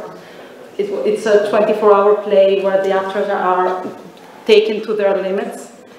And so what are the pros of violence? It's easy to impact people. And if it's well used, it can be powerful and it can allow us to go to a deeper conversation, to go to a deeper talk that is not necessarily violence. And the cons, in my point of view, is when it's not well used, it's just boring. Like I get bored easily with sex or violence on stage for one main reason, because you know that they're actors and so you know they're willing to go there. And so you lose all the adrenaline that a Roman circus could have with the gladiators and the animals. I mean, when you know it's a person choosing to do that, okay, so there's blood, there's sex, but after a while you're not participating, then it has nothing to do with you. So it can be boring. So now what I want to talk about is why do we have violence on stage? Why do you have this excess sometimes of technology on stage? And my theory, it's because there's a lack of stories.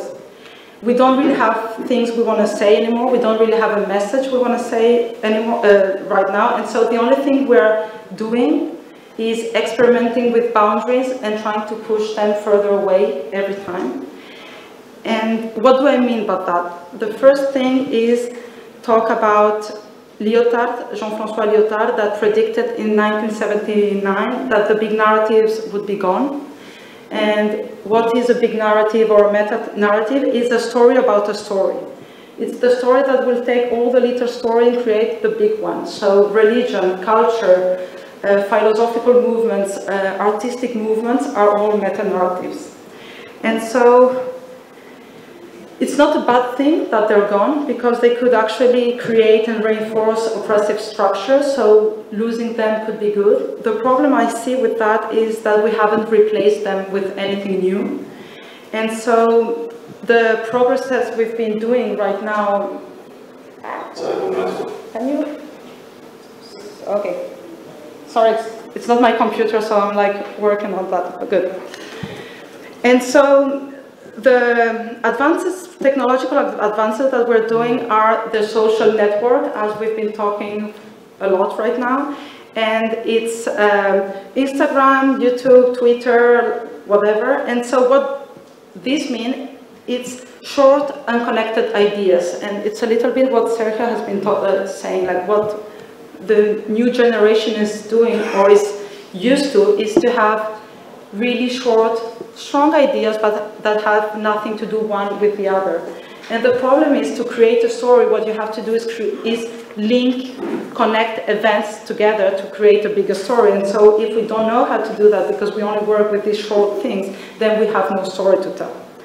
And I will help myself with this quote of Douglas Rushkoff that said in 2013, the loss of big stories threatens our ability to make a meaning out of the infinity of small moments that comprises our lives.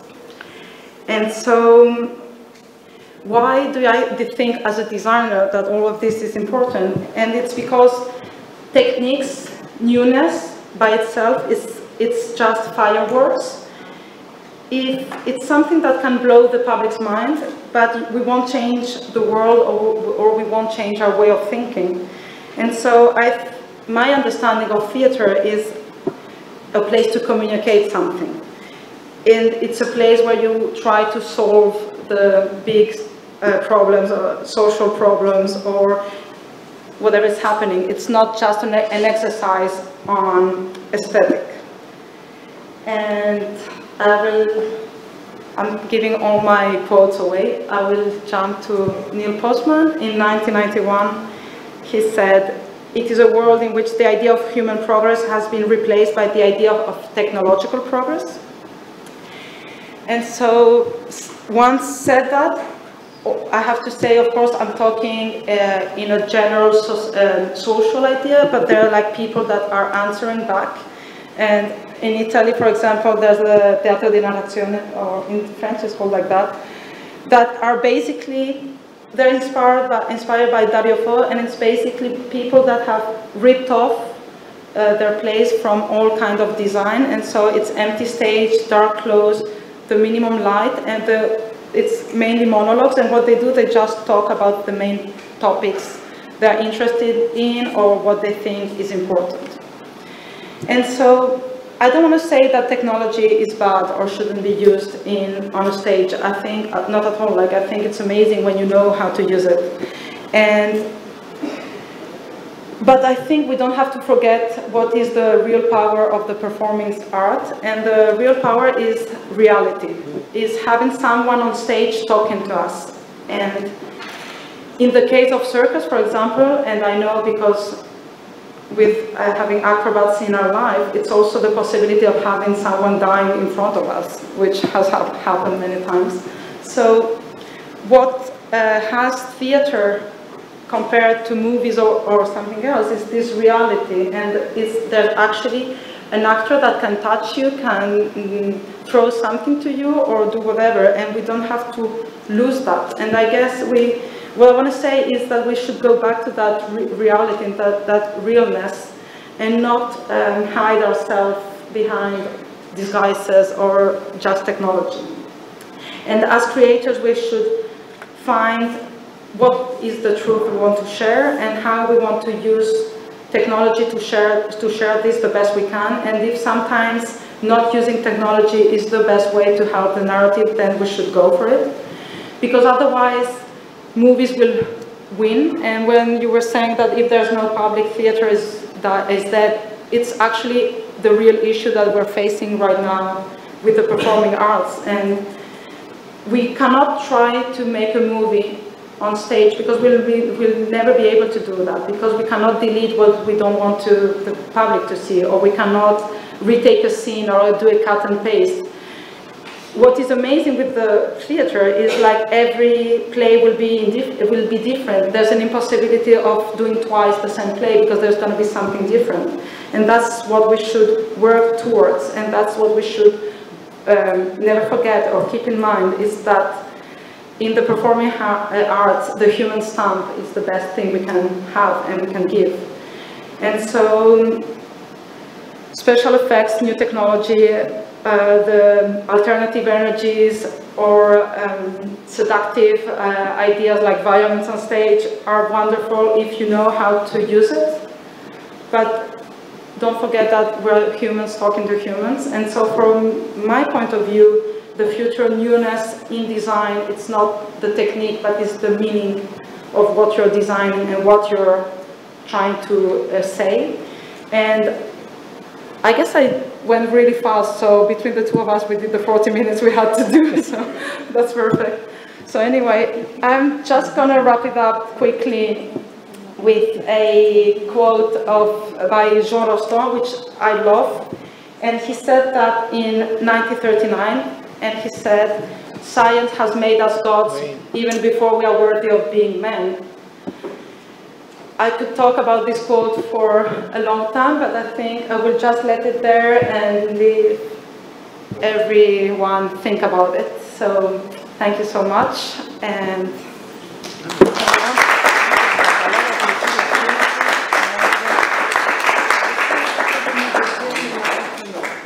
thank you, Liza. It was very interesting for me when you were talking about the waste of energy, using too much energy. Because I was thinking that theater is a waste of energy.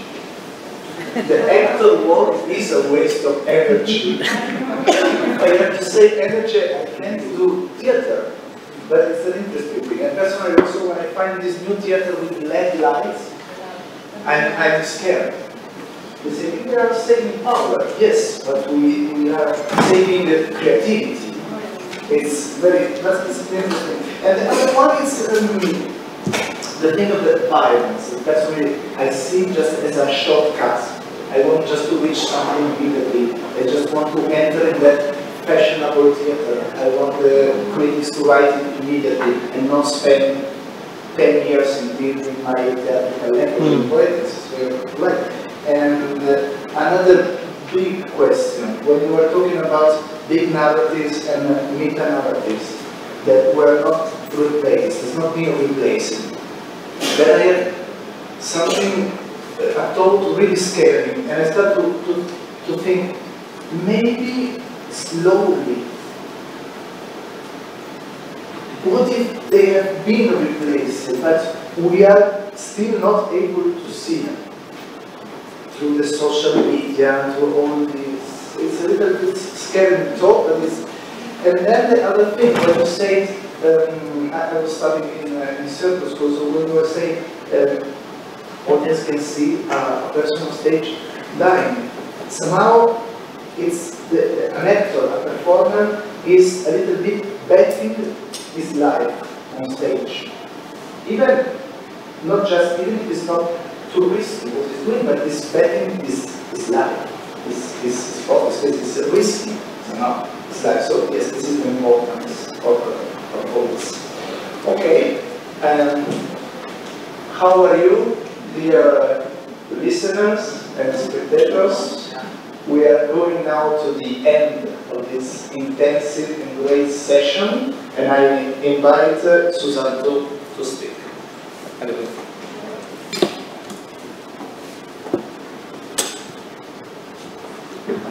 Thank you everybody, and thank you to N.S.D for this great opportunity to have conversation with you. I'm a visual artist. I live in Delhi. The last 2 days have seen extensive discussion on the objectives of narrative art, visual narrative, the tropes, scopes of newness, and finally ending with the future newness. To me, is always future newness is a blurred hope. Future newness is in the land of future only. Nevertheless, to describe it, I have picked up these extracts from Sundar Saruki's, the professor of philosophy. One article published in journal titled Tilt, Pause, Shift, the Dance Ecology of India. Quote, fractionality of time, the chaos of the world around us, the technological landscape of today, all contributed to the erasure of an imagined future. And that is how we create and remain in the contemporary. So, I'll show you few of my works. Only 3 works. I see that what I feel that the time goes on, and it actually makes yesterday, today, tomorrow, and so on. So it's almost like a running thread, and I feel that the newness and the metaphor of the newness is always replicated with fragility. So in my practice, that the fragility, in terms of fragility, comes with different medium.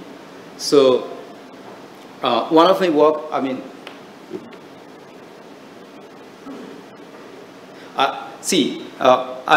along with my work, I'll describe that how I encountered the experience and what are those material used. So one, that fragility as a reference, a long time I used the soap solution. So soap solution has its fragility, and in that case, I made sculptural work, kinetic work. This resemble you, to the 60s art practice in Europe. But again, I'm revisiting that area. And in my practice, that most of the time I go back to the history, dig up something, take it back, and then again connect it with the contemporary time. So, and what sort of language it creates, so that's my idea. It's always creates a kind of question to the viewer.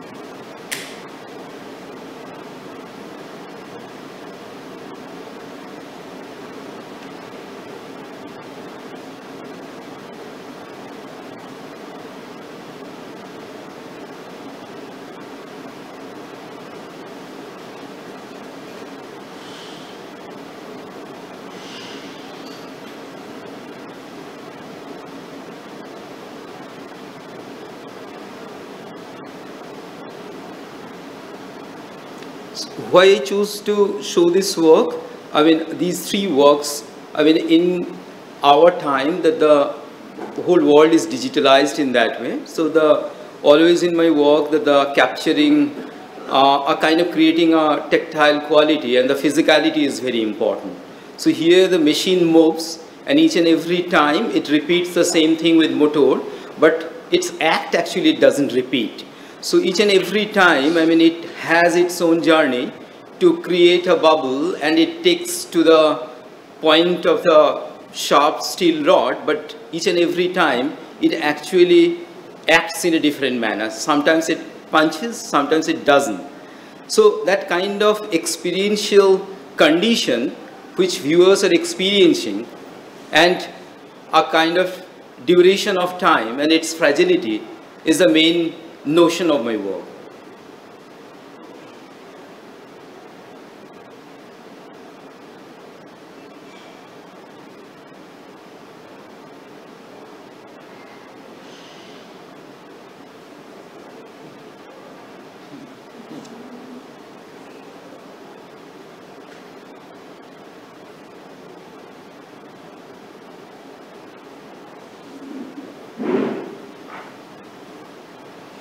Then I'll show you another work that it's called Nakar Ka Kameez.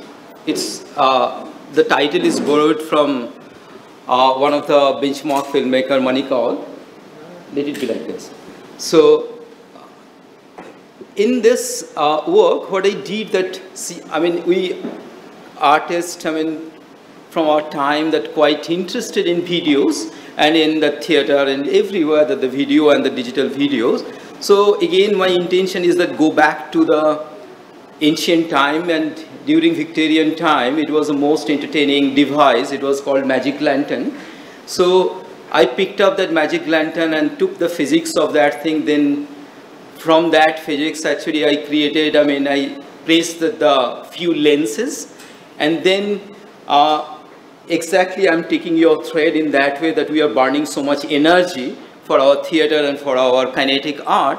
So my intention was that with one candle light, if there is no electricity, and if you are putting the slides, physical slides, and how it functions. So in my last show, actually, I made it a point that how less, I mean, electricity I can burn. So the whole show was running with only 100 volts bulbs consumption of the electricity for that work. So here, I mean, you can see it, I mean, you can see that few portraits I have taken. So I mean, each and every work and art is the way they experience the light. So it is portrayed in that way. So here that in my art lab that there was a peon assistant, so who worked for a long time, and then after his retirement that we are taking interviews, so few people came and went, that still process is on. So, and Nakar Ka Kameez, that the storyline is that it's almost like when you are putting on uniform, so the whole identity actually vanishes and the whole body becomes the inside of the identity, I mean uniform.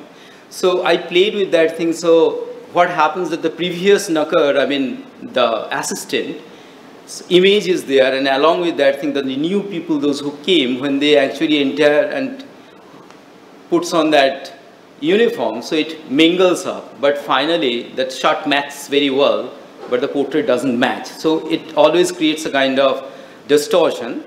And in my work, that viewers are always going through that the kind of interview, like you can also select a person, you can put it into that slide box and you can see it whether it fits well or not.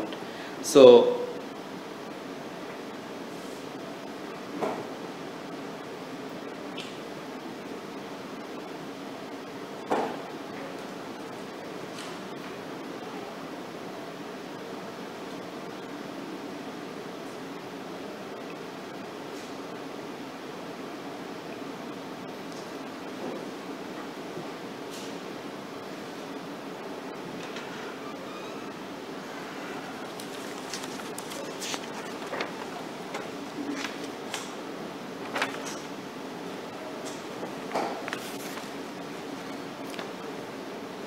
because of its, with two faint LEDs, only 2.5 volts, so that the image is very subtle, and the way image appears and mingles up, it's almost like the presence of the image and then absence, and it connects with the memory that where it fits, but it always slips out from the focus. So that's the.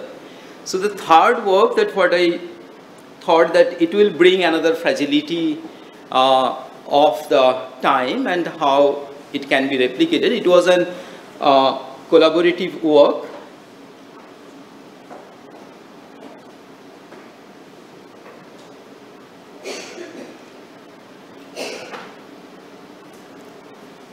That last 1 year we were engaged with that thing. So it was one visual artist and one dancers.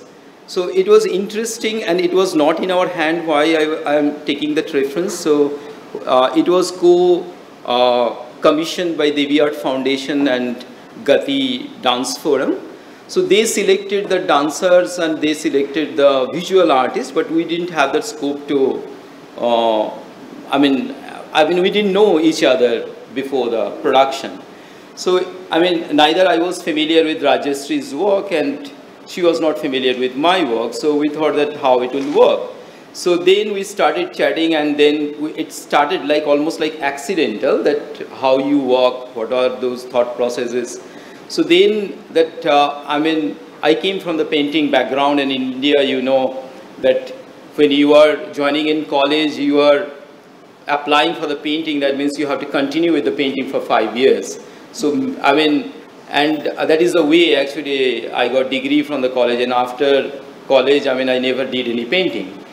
So then I got interested about movement, and then how movement occurs. And then I got, I mean, few books from IIT's professor. So it was really Bible to me. And there actually the descriptions was that we picked up 3. I mean, there were 1,000, I mean, illustrations along with the descriptions. So from there we picked up 3 diagrams. So one is that talking about straight line movement, one is that talking about diagonal movement, and one is that the hyperbola one. So these 3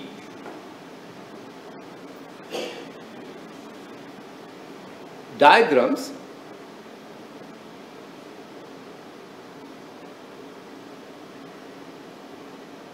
actually made our audio path. And along with that thing, then when we started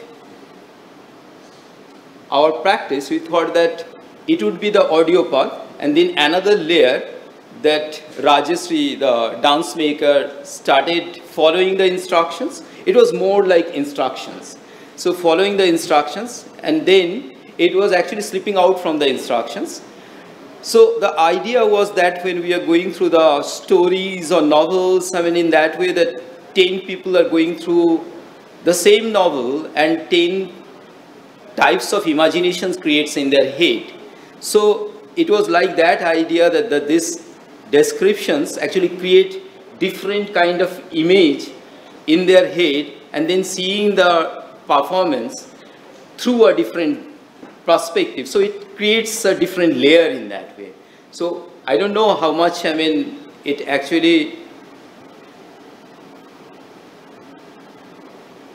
happened, but you people can take a look. So I'm showing few of the extracts.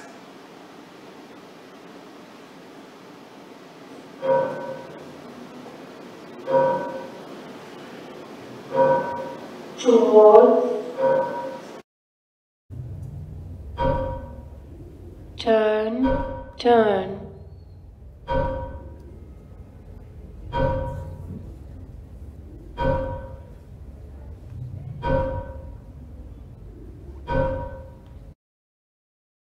And then with few repetitions,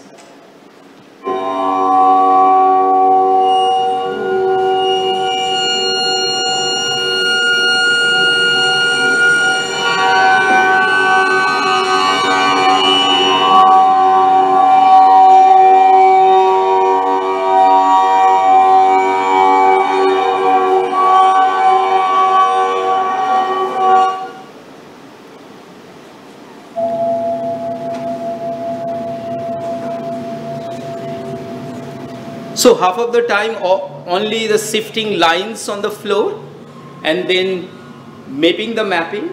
So it actually, our idea was that it will actually feed the viewers mind with the maps and of course imagine maps. And finally this abstract mapping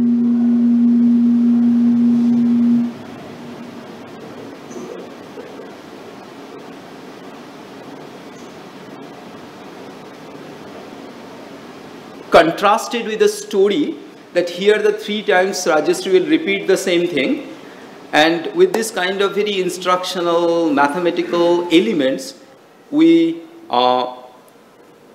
made another layer with a story. So that story is like that. I mean, it's again a kind of old story. So the story is like that one old lady, she used to travel one country to another country. In that way she travels from one planet to another planet, and along with a ball of wool and with 2 knitting needles. So one fine evening she found a place where she sat and started knitting, and then she made a house out of that knitted wool. Then she separates it in 2-3 rooms, and then she makes furnitures, then other utensils and other things also. She made one kitchen, one bed, and finally she decided that I'll make 2 children also. So then she made 2 children. And then it was so real, not real. So she decided that these children, they will get admission in school also. Then she went to the nearby school. That school rejected the proposal. Then she went to another school, and then there also principal rejected that idea, and she got very angry. And she asked that what's wrong.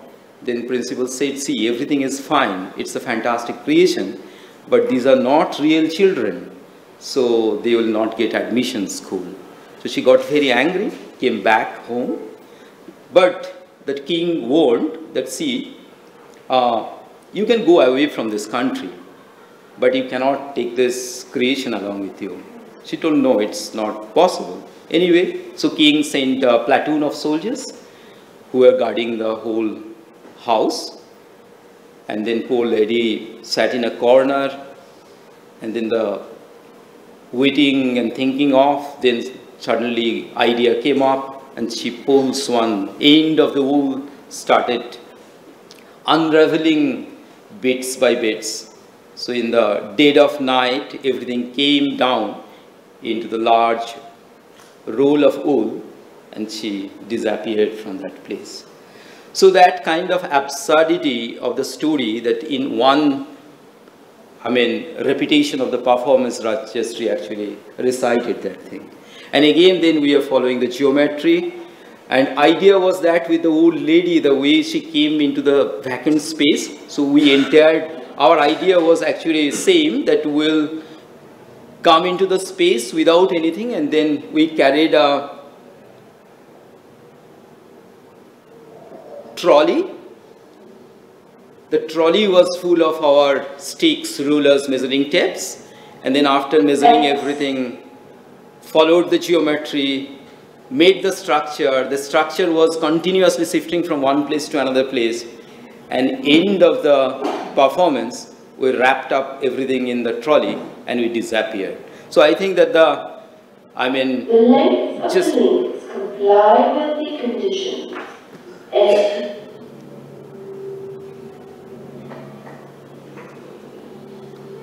That's the way that the whole thing occurred, and then finally And BC intersects X at its center. We come down to the third geometry, the diagram, where it repeats the, hyperbola and lemniscutoids. So that's the description, and it ends. Down on a shallow diagonal and joins to point D. Figure ABCD is a crossed crank linkage Now stay with this figure and try to further visualize this. The line AB is crank 1, the line CD is crank 2, and the diagonal line intersecting X at its center will be referred to as rod 3 when crank 1 or 2 turns about fixed axis A or D, point K at the middle of connecting rod 3 describes a lemniscatoid with the equation open bracket x squared plus y squared close bracket squared is equal to a squared open bracket x squared minus y squared close bracket minus 4b squared y squared. If the lengths of the links comply with the equation a is equal to the square root of 2b, then point K describes a figure of 8 curve or Bernoulli lemniscate, a bit like an infinity symbol.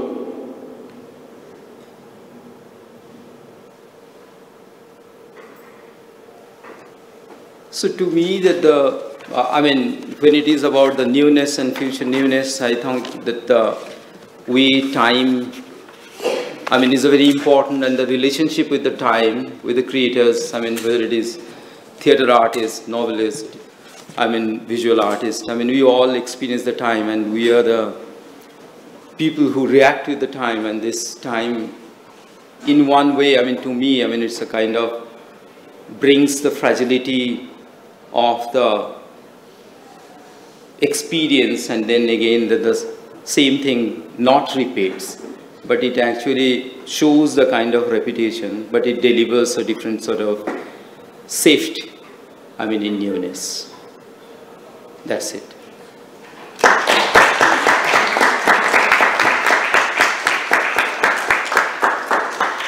Thank you, Susanta.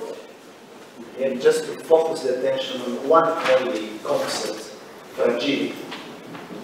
We have seen the fragility of a soap bubble, we have seen the fragility of a human body.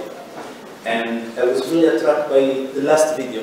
It's very, very interesting to me, and it reminded to me our experience in Newness in Dessau in Germany. This work, this precise work of relation between body and space. And so,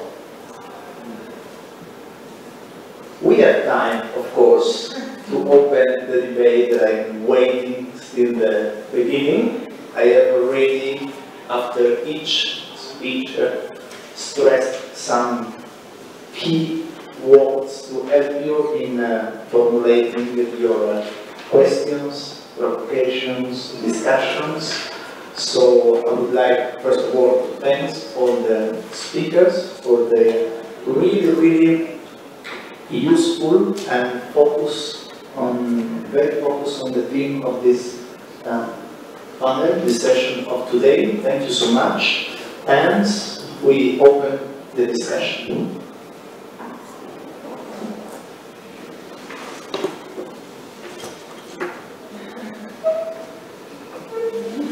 Take a mic. Take a mic. Okay, I have a lot of questions after everyone, but we didn't take them, so I'll kind of mold everything into one thing, and it's not so much as a question as it's a kind of a plea of help to everyone, to all the artists, and to everyone here, at a very personal level. We saw images. The first people talking about Newness. After that, we saw images of the movie where her eyes were slashed. So I was reminded of the earlier scene. There's a moon, and a cloud passes through the moon, and the barber who's cutting the hair, he's somehow freely associating. It jumps from that, and he cuts the eyebrow. That's the movie I remember. Then we saw Kubrick, and then so this is about free association. I'll expound upon this later. The first speaker talked about newness. So, as somebody who's just learning this field right now, who wants to learn something and who's looking to, you know, eventually probably decide what he wants to do. Sergio, you talked about a lot of things with conviction.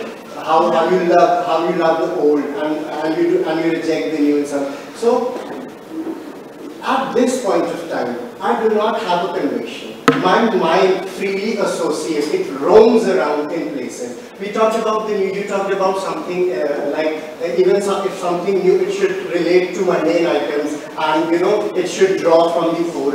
And that's very intimidating in terms like sometimes we feel is new always supposed to be original? Has everything that was supposed to be done already been done? So how do you people as artists find conviction to do what you love, and how do you arrive here? And there's this intimidating factor of this newness, of finding originality. Does this ever go away, or this free association of intimidating by there's so much to read, there's so much to find out, there's so much to explore? Does this ever go away? Can we ever sort this out? So I'm sorry, it's not a very coherent question. It's just a very jumbled up question, but it's much like my state of mind. So I'm sorry. It's a question not only addressed to Sergio, who you mentioned, but to every speaker. Okay. You could just talk about your journey. How did you find your fascination? How did you get here? How did you find your conviction? Like he was convicted. He was fascinated by gaze. He was fascinated by gaze. I took your workshop. You were fascinated by physical theatre. You were fascinated by technologies and the risks it brings to our folds. So, what of freely associating mind? Where does it go? I want to start by walking the path. Like, I'm maybe the younger here, but I think that everyone has started at some point, and you start walking, and then you start having things that are interesting you, and you study over there. If you want, from the beginning, go to the end and build the house from the roof, you will never manage to do it, so don't get overwhelmed. Start doing your shit, and the first place or whatever is going to be bad, and then you're going to learn, and you're going to be interested in one thing. And so, if you're saying that was interesting in the gaze, you also that doesn't come from one day to the other. You don't wake up saying the gaze is the reason of life. You just start working on something. And so just do whatever you like. So just grab an instinct and go with it. Yeah, and it's going to be bad at the beginning, but that's part of the process and it's fun. Right. Oui. Je trouve que c'est très bien ce qui t'arrive. I think what's happening to you is very interesting. Sinon, ça n'a pas d'intérêt, tout ça. Otherwise, everything is very boring. Et moi, je revendique la confusion, être perdu. I think confusion is good. It must happen. Being lost is good. Et c'est frapper contre, comme dit Marguerite Duras, c'est une mouche qui se frappe contre un verre, la création. Creation is like, as Marguerite Duras says, it's a fly banging against a glass window. Et il y a, tu parlais que j'ai une conviction, je dis toujours que je n'ai pas de conviction. You said I had a conviction, but in fact I always say I don't have any convictions. J'ai l'enthousiasme, je ne sais pas que ça existe. I'm enthusiastic. Et l'enthousiasme, c'est un mot grec qui veut dire être rempli des dieux. And enthusiasm is a Greek word which means to be filled with God. C'est pour ça que j'ai l'enthousiasme aussi d'être en Inde, où il y a autant de dieux. Je vais passer d'une religion où il y a un dieu à une autre où il n'y a presque pas.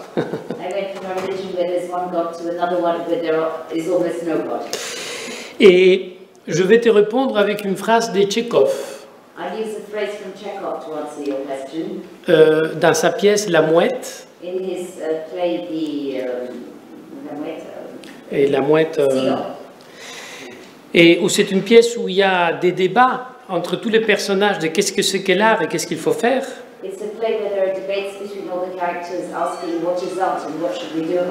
Il y a surtout un débat entre Trigorine et Treplev.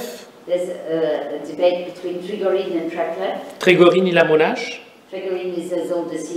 Treplev, il a ton âge. Et tu ressembles beaucoup à l'idée que j'imagine d'être Treplev. And you look very much like the idea I have of Treplev. Et à la fin de la pièce, tous les deux ils sont perdus. And at the end of the performance, both of them are lost. Trigorine s'en va, Trigorine leaves. Treplev se tue, Treplev kills himself. mais il y a Nina But there's Nina, qui est très jeune who's very young, et qui dit « j'ai compris une chose, and who says, I've understood something. dans la création, In creation, il faut souffrir et porter sa croix.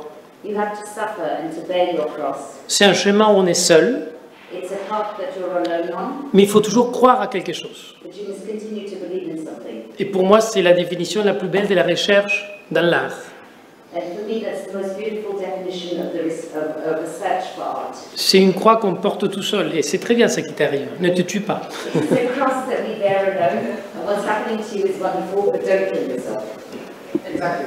I mean, a free association, like the mind kind of is an asset, but it somehow sometimes turns toxic, because it's good, you know about a lot of things, you're interested about a lot of things, and your mind just wanders into everything. But sometimes I begin to feel like ignorance is probably bliss. Like, probably if I wasn't aware of these many things, of all the things that were going on, I could have just, picked up something and went with it. So this is, it sometimes bothers me more than, there are some days when it's just like a huge baggage that just weighs me down, and some of the times when this intimidation is kind of challenging in a beautiful way. It makes me want to get up and actually do something. And actually, like, okay, I'll keep absorbing stuff. I'll keep absorbing. Someday it's going to become a coherent thought, and someday it's going to come out in a way that's probably going to be, understandable by a lot of people. And what I'm trying to say is actually coherent. Thank you for this. Thank you for that. I would like to ask a small question here. Yeah, since Sergio is a playwright and he has a lot of insight to the external, the stage, and from the outside, how does the newness of the inside of an actor affect him?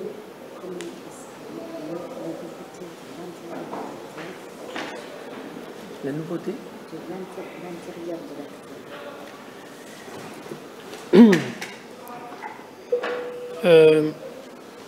C'est une question très difficile.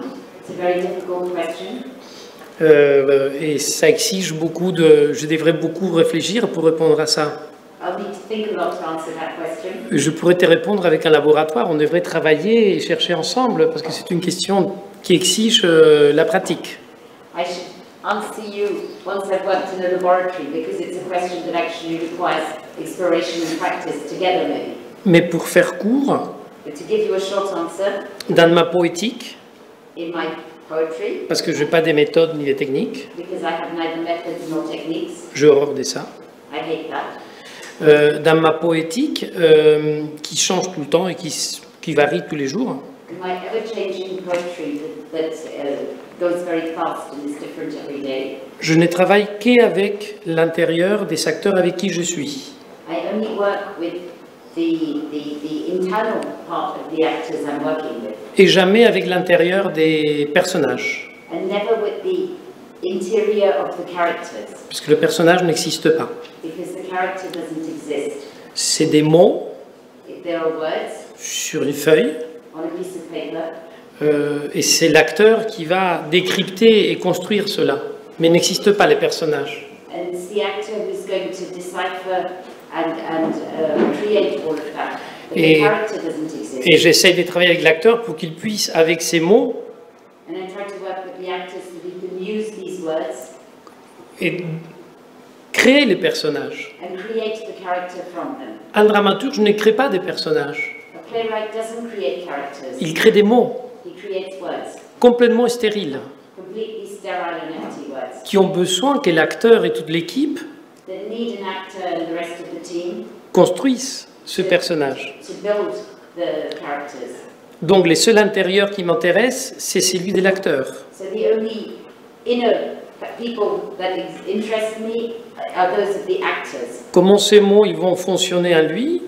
How are the words going to work with this actor, within this actor? Et comment il va dire être ou pas être? And how he's going to say to be or not to be. Mais il a besoin de ces mots pour arriver au personnage. But he needs the words to create the character. Parce que ce n'est pas Hamlet qui dit être ou pas être. Because it's not Hamlet who says to be or not to be. C'est être ou pas être qui dit Hamlet. It's to be or not to be that says Hamlet. Et c'est ces voyages-là que j'essaye de faire toujours avec mes comédiens et mes comédiennes. And it's this journey that I try to go on with my actors, both male and female. Mais c'est eux qui le font. Le travail du metteur en scène, pour moi, c'est que regarder. But for me as a director, my work is only watching, and the work is actually done by the actors. C'est pour ça que pour moi, c'est le métier, un des métiers les plus difficiles au monde. And that's why for me it's one of the most difficult professions in the world. Who knew? No.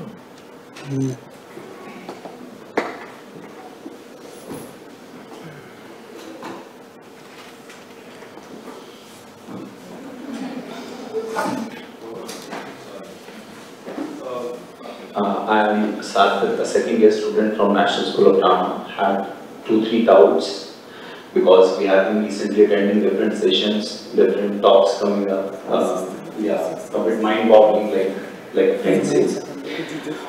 So I recently attended a workshop of Jaroslav Fred from Tsar Theatre. He says repetition is no word in his vocabulary. Nothing can be repeated. The word is redo.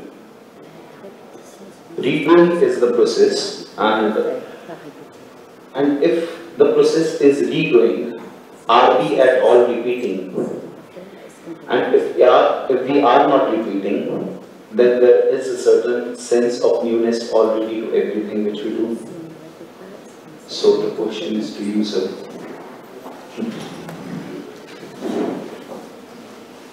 Yeah, sorry, I would like to add another thing to it, which comes from Freud somewhere. We have been somehow lingering on the thought that everything since childhood, whatever we have learned, is an imitation of the action or the gesture or the behavior.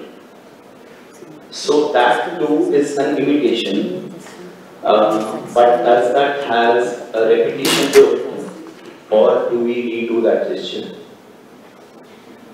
Okay, I'm very happy with this question because this is a different door to actually think about what I said. And I want to go back to the question of the previous question about intimidation and the fear of doing something and repeating. I think it's unneeded, and I'm not very romantic about my way of thinking of being an artist, etc., etc. I think it's a very, my approach is very rational, maybe. So, okay, so what you said is actually that repetition is impossible, right? So if Boris Roy started with saying that making something new is impossible, that's the common notion that people have nowadays, but so the other notion is we are unable to repeat. And I think in the intersection between the two we find the answer that we actually need. So first of all, my first suggestion is to ignore all those questions. It's not relevant at all. It is not relevant because automatically when you're looking for meaning, and even when you are imitating, you're not imitating. The only question is a question of content and of quality of what you do. So if you repeat, so usually you're doing something which is not worthy of the original. Right? So you are not able to repeat. Repetición es una palabra fea, ¿no? La repetición, hay siempre un lindo eso, está bien, claro, nuevamente, okay, claro. The other way of going about it, if you, and I do think that as an artist, when you start following this path, we are following tradition, all those modernist notions of originality and all these, we are not as original as we think. And in fact, when we are following tradition, we are learning much more, and we always do it. We always follow tradition. We are not creating our I don't know, disturbed soul and all of that. I don't believe in these kind of things.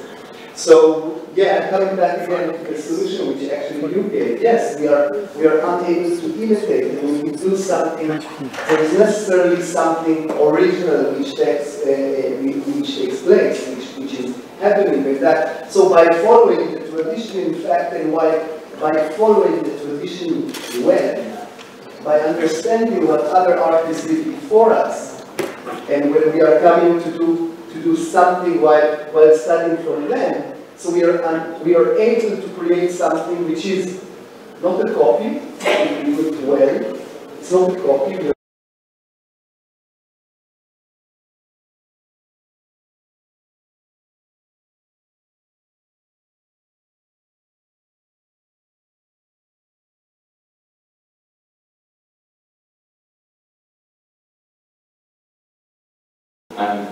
Yeah, to Sergio sir.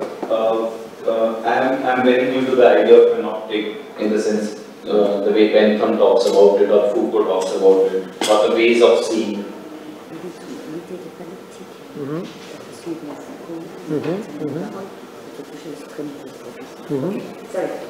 So the first thing I felt was in the context of gaze, that can the outward gaze be turned inward?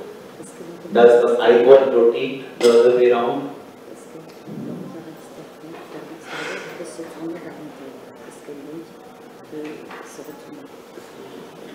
And what newness is, it brings in if it does that.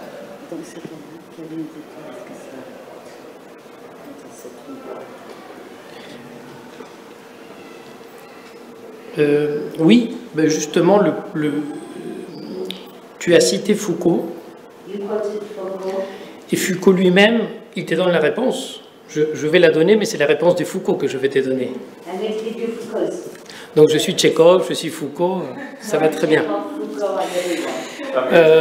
Foucault, il dit que le risque d'un regard panoptique sur soi, Foucault says that the danger of a gaze onto yourself, on finit par déclencher soi-même un regard panoptique sur soi-même. We end up sparking off a panoptic gaze towards ourselves. Et que c'est très dangereux. And it's very dangerous. Et c'est pour ça qu'elle dit qu'il y a 3 systèmes panoptiques qui créent la société au XXe siècle. And that's why he says there are 3 panoptic systems that create the 20th century society. Comme système de contrôle, As a system of control, où la personne, à force d'être observée, where from being watched, commence à devenir policier de lui-même. the person becomes a guardian, a barrier, a policeman. Il disait il y a l'école, d'abord il y a l'école, There's school to start with, que c'est un système panoptique. which is a panoptic system. Ensuite, l'industrie, la fabrique, le lieu de travail. Industry, factories, the places where people work. Et en dernier, il parle de la médecine, l'hôpital. And he speaks of the hospital and medicine. Et il dit que ces 3 espaces finissent par observer dans l'enfant l'emploi du langage et l'éducation.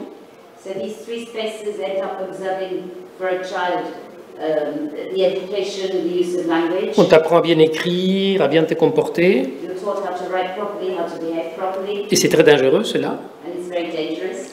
C'est nécessaire, mais c'est dangereux. It's necessary but dangerous. Ensuite, il y a l'usine qui t'oblige à te comporter, à te soumettre à toi-même. And then there's the factory that forces you to behave in a certain way, to be submissive. Et en dernier, la clinique qui t'oblige à te comporter, à te tenir dans la société. And then there's a clinic that teaches you how to behave and to behave yourself, to behave in a particular manner. Et donc, à la fin de ces livres-là, Surveiller et punir, And so at the end of this book, surveiller et punir, monitoring and punishing, on finit soi-même par se punir soi-même. we end up punishing ourselves by ourselves. C'est une lecture assez marxiste, It's a very Marxist reading, mais il me semble assez réel. Enfin, 30 ans après, c'est vrai, c'est qu'il a prédit Foucault. but even 30 years later, what Foucault predicted seems real to me. Donc le risque, c'est que ces regards, ils finissent par te créer toi-même ton propre policier. And so the danger is that by this constant way of watching yourself. You create your own policeman for yourself. Ton propre juge. You become your own judge. Et donc, tu ne peux pas t'épanouir. And so you cannot Être heureux, oui. Donc c'est très dangereux. C'est pour ça que c'est très dangereux, la société panoptique. And that's why this panoptic society is extremely dangerous. I have one more question for Nicola and Anna.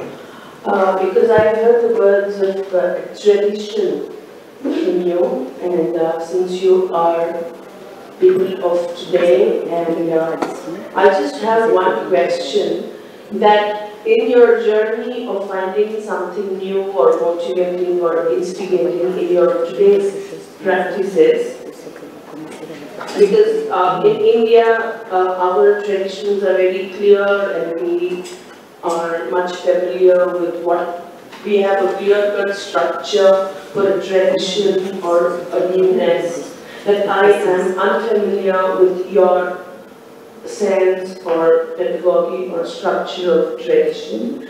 So in your journey of finding yourselves, have you come across any point where you thought that your new point is something similar to something traditional?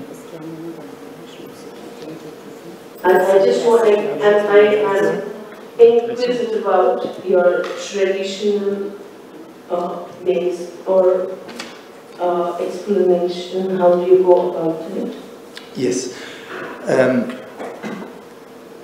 I start, and then if you want to join. First of all, I have to say something. I come back to my introduction of today, the geographical aspect of newness, and in this case of tradition.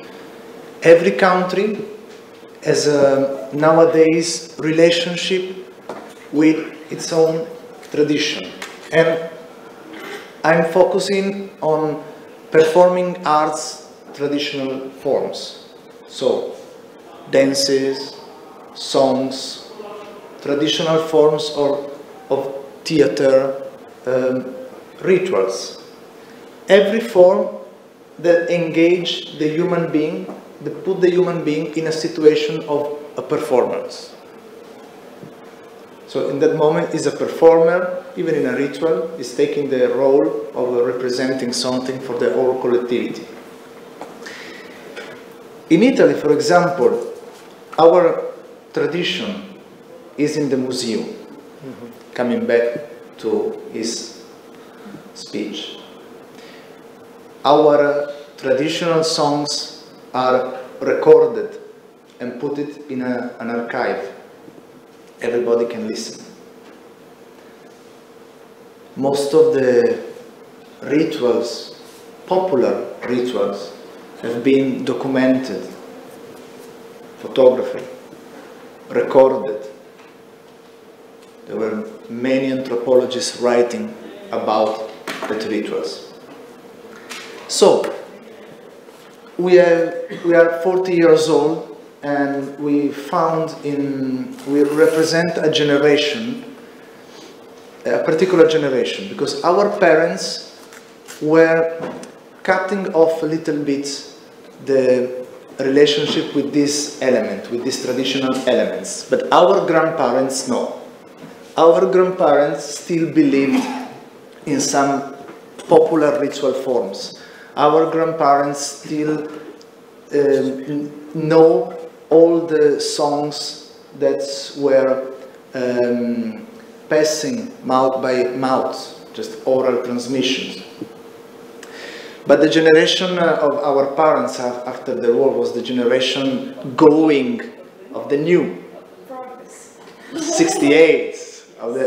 They were going towards something new. So, in a moment of our theater journey, we felt our grandparents were about to die. They died one by one. So we felt we lost this particular bond with that culture, that enormous knowledge. And we started the project Rex of Memory to investigate it and to try to catch from the traditional performing arts forms, first of all, some useful tools for the performers nowadays. When I was saying, you have to act and you have to feel that your past is behind you. And second, this provocation was launched to us by a very modern institution. Bühne Bauhaus in Dessau in Germany was launching the provocation, the theme updating modernism. So we transferred that provocation in updating tradition. And so we reworked many elements using the contemporary arts means forms, which some years ago were video, projections, electronic music, and so on. So we were reworking these elements. But in many countries we have been, like Korea and India as well. In Korea, for example, they cut completely the bond with the tradition. They were studying in the school traditional and performing arts forms, but it's completely different. If they propose it in the theater, they propose exactly the forms like it is, but they start to mix it with some silly TV shows and so on, because Korea was growing too fast. In India, there's a huge traditional baggage, really, really huge. And when we have been working with the actors, also answering questions from the audience, especially in Patna, a group of young people asked us how we can start to do theater, how we can start to do something new in theater. And we suggested to work day by day, but to rely on their identity, on their tradition, on their... I say, we will never be able to use the eyes like Indian people can use the eyes, because it's coming from the performing arts tradition. Or hands, we will never be able to use hands. So, in the short fragments we saw today, I was doing one of my research action where I'm exploring the impulses of the body, and I'm deconstructing a poem of Pascoli and adding one word corresponding to the different impulses and rebuilding the poem through the body. I did this action together with this dancer, Anuradha, who is a Bharatanatyam dancer, who was following the suggestion of Anadora and using the same words of Pascoli poem, but using Bharatanatyam forms and mudra to create this dialogue. So, how we can use this tool to go in the contemporary era, to not start from nothing, to place something in the tradition at the beginning, like the introduction of the entire session yesterday was suggesting. And also, our tradition as Occidental people is also all the tradition of our performing arts, and so our dramaturgy, that is very important, is a very big part of our tradition. So I think we are in a different time, So because we are the old, of course, and then we have a different relation with our tradition, and maybe some other country are the new, and never stopped with the relation with the tradition. As here in India, the tradition is alive. Is now visible. So I think this is the big difference, and to understand this difference can be a very it could be a challenge. A very big challenge. And I was saying before that this challenge can create this interesting dialogue in between culture, intercultural dialogue, and something maybe new or not. The first time we came to N.S.D, we have been so lucky to assist the class. They were rehearsing a traditional drama, the students. It was fascinating for me. because I could see the same students attending our workshop. They could see they were absorbing, like sponges, forms.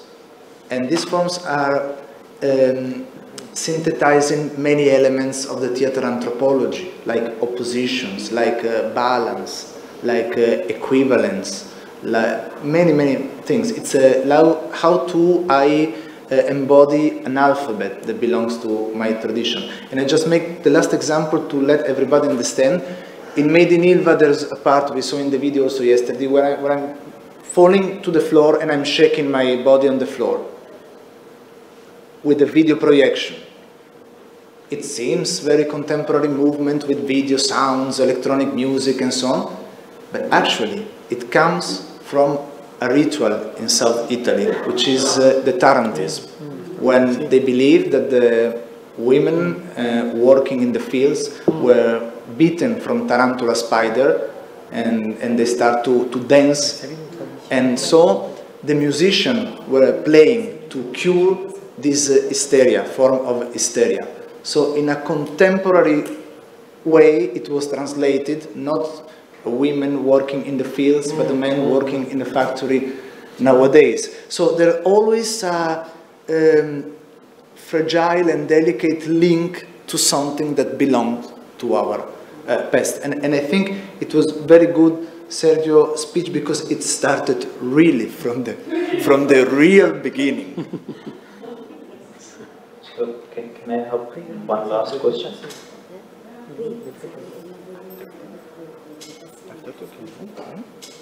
Of course. Thank you. Et il sait quel est le défi, c'est de rencontrer les traditions, la tradition indienne avec la tradition. Sergio, you said literature is dead. Ah non, non, non. Non. In the sense, non, que le théâtre écrit, c'est de la littérature. He didn't say literature is dead, he said written theatre is literature. Elle est vivante en telle que littérature, qui est pour lire, qui se publie et qui est dans un livre. It's alive in terms of literature. D'un point de vue théâtral, c'est quelque chose de mort. A written piece of theatre is something that's dead. Voilà. Donc, parce que les textes théâtrales, il y a ce double statut, c'est un hybride, hein. C'est la littérature, mais en même temps, c'est pas fini. It's literature, but it's not finished. It's in a hybrid state. So yeah, if it's in a hybrid state, or if the written theatre is dead, in the way which you say now. La pièce écrite est morte. Ah, complètement, oui. D'un point de vue théâtral, oui. Theatrically, a written play is dead. Et Umberto Eco le dit d'une manière plus belle, pour rendre un hommage à Bologne. Umberto Eco says it in a far more beautiful manner. Il dit que c'est une machine à jouer, He says it's a machine to be played, to be. mais très paresseuse. It's a machine that plays, but it's extremely lazy. Qui a besoin pour fonctionner de plusieurs personnes. In order to work, it needs several people to animate it. L'auteur théâtral ne suffit pas. The dramaturgist is not enough. C'est pour ça que c'est un hybride, et c'est pour ça que j'adore l'hybride. J'aime bien les choses qu'on ne sait pas qu'est-ce que c'est. That's what makes it a hybrid, because it requires all these different elements, and I love. So that is not the question. I was just quoting it, that if the written text is the written theatre is something dead, and the playwright and the team of the theatre people make it alive. Oui, oui. Les acteurs et les autres. So, quoting Achia back, before that we had a word about newness is about aliveness.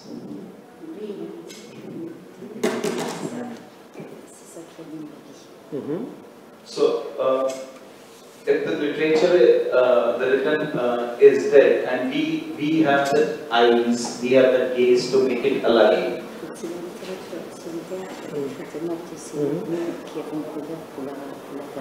So that is the point how newness is coming, and the other point is. Sorry, you're asking if that how the newness is brought to our gaze? Yeah. The gaze? Donc, est-ce que c'est le regard qui apporte la nouveauté? Absolument, oui, bien sûr. Bien sûr, oui. The other thing I wanted to say is, you said you don't like the new. Like old word. But I wanted to say that, do you mean that the old word is, I think like that the old word is being seen by new eyes. That is yours. Like the old Delhi. Like the old Delhi is being seen by your eyes for the first time.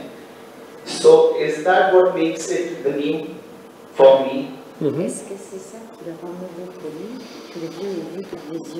Oui, on peut être dans un jeu des mots, dans un labyrinthe. Parce qu'on a employé plusieurs niveaux, des nouveaux, mort, vie, littérature. Je pense qu'une des choses les plus intéressantes, ils ont été dites, enfin tous on a dit des choses intéressantes, mais il y a quelque chose qu'il a dit que je pense que c'est génial. L'intéressant, c'est la rencontre du nouveau et de l'ancien. Et sans doute, tout acte de création, et il vient de le montrer dans leur travail, qu'on a pu voir hier aujourd'hui, les entendre. Et Liza l'a montré aussi dans son exposé, c'est la rencontre du vieux de nouveau. Je crois que c'est ça le plus intéressant.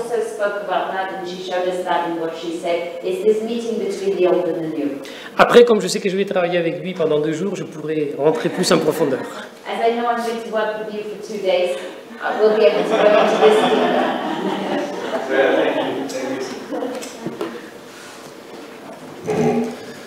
So, distinguished people, lecturer, guests, I really want to thank you for deepening so much these aspects to create this climax till the end of this entire World Theatre Forum. So I thank you all so much. I thank N.S.D for giving me this double possibility to stay on your side and on this side. It was a very useful experience to develop also the listening, and many questions appear to my mind. So I hope for everybody these discussions, this debate will continue and will find practical ways to be shown.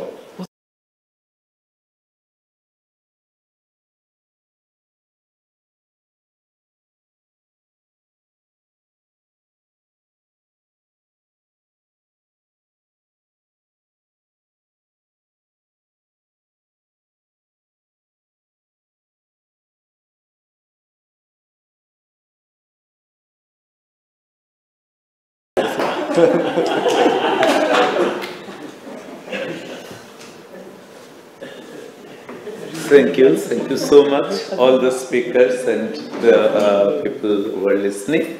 And I must thank all the speakers individually, and I'm also thankful to Renuka ji. At such a very short notice she could join, and she really helped us. I also thank Institute Cervantes, I thank Institute Francais, I thank Italian Embassy, I thank all the other cultural agencies that are part of it. On behalf of National School of Drama, I thank you all for this wonderful session. Maybe many more such occasions in near future. Thank you.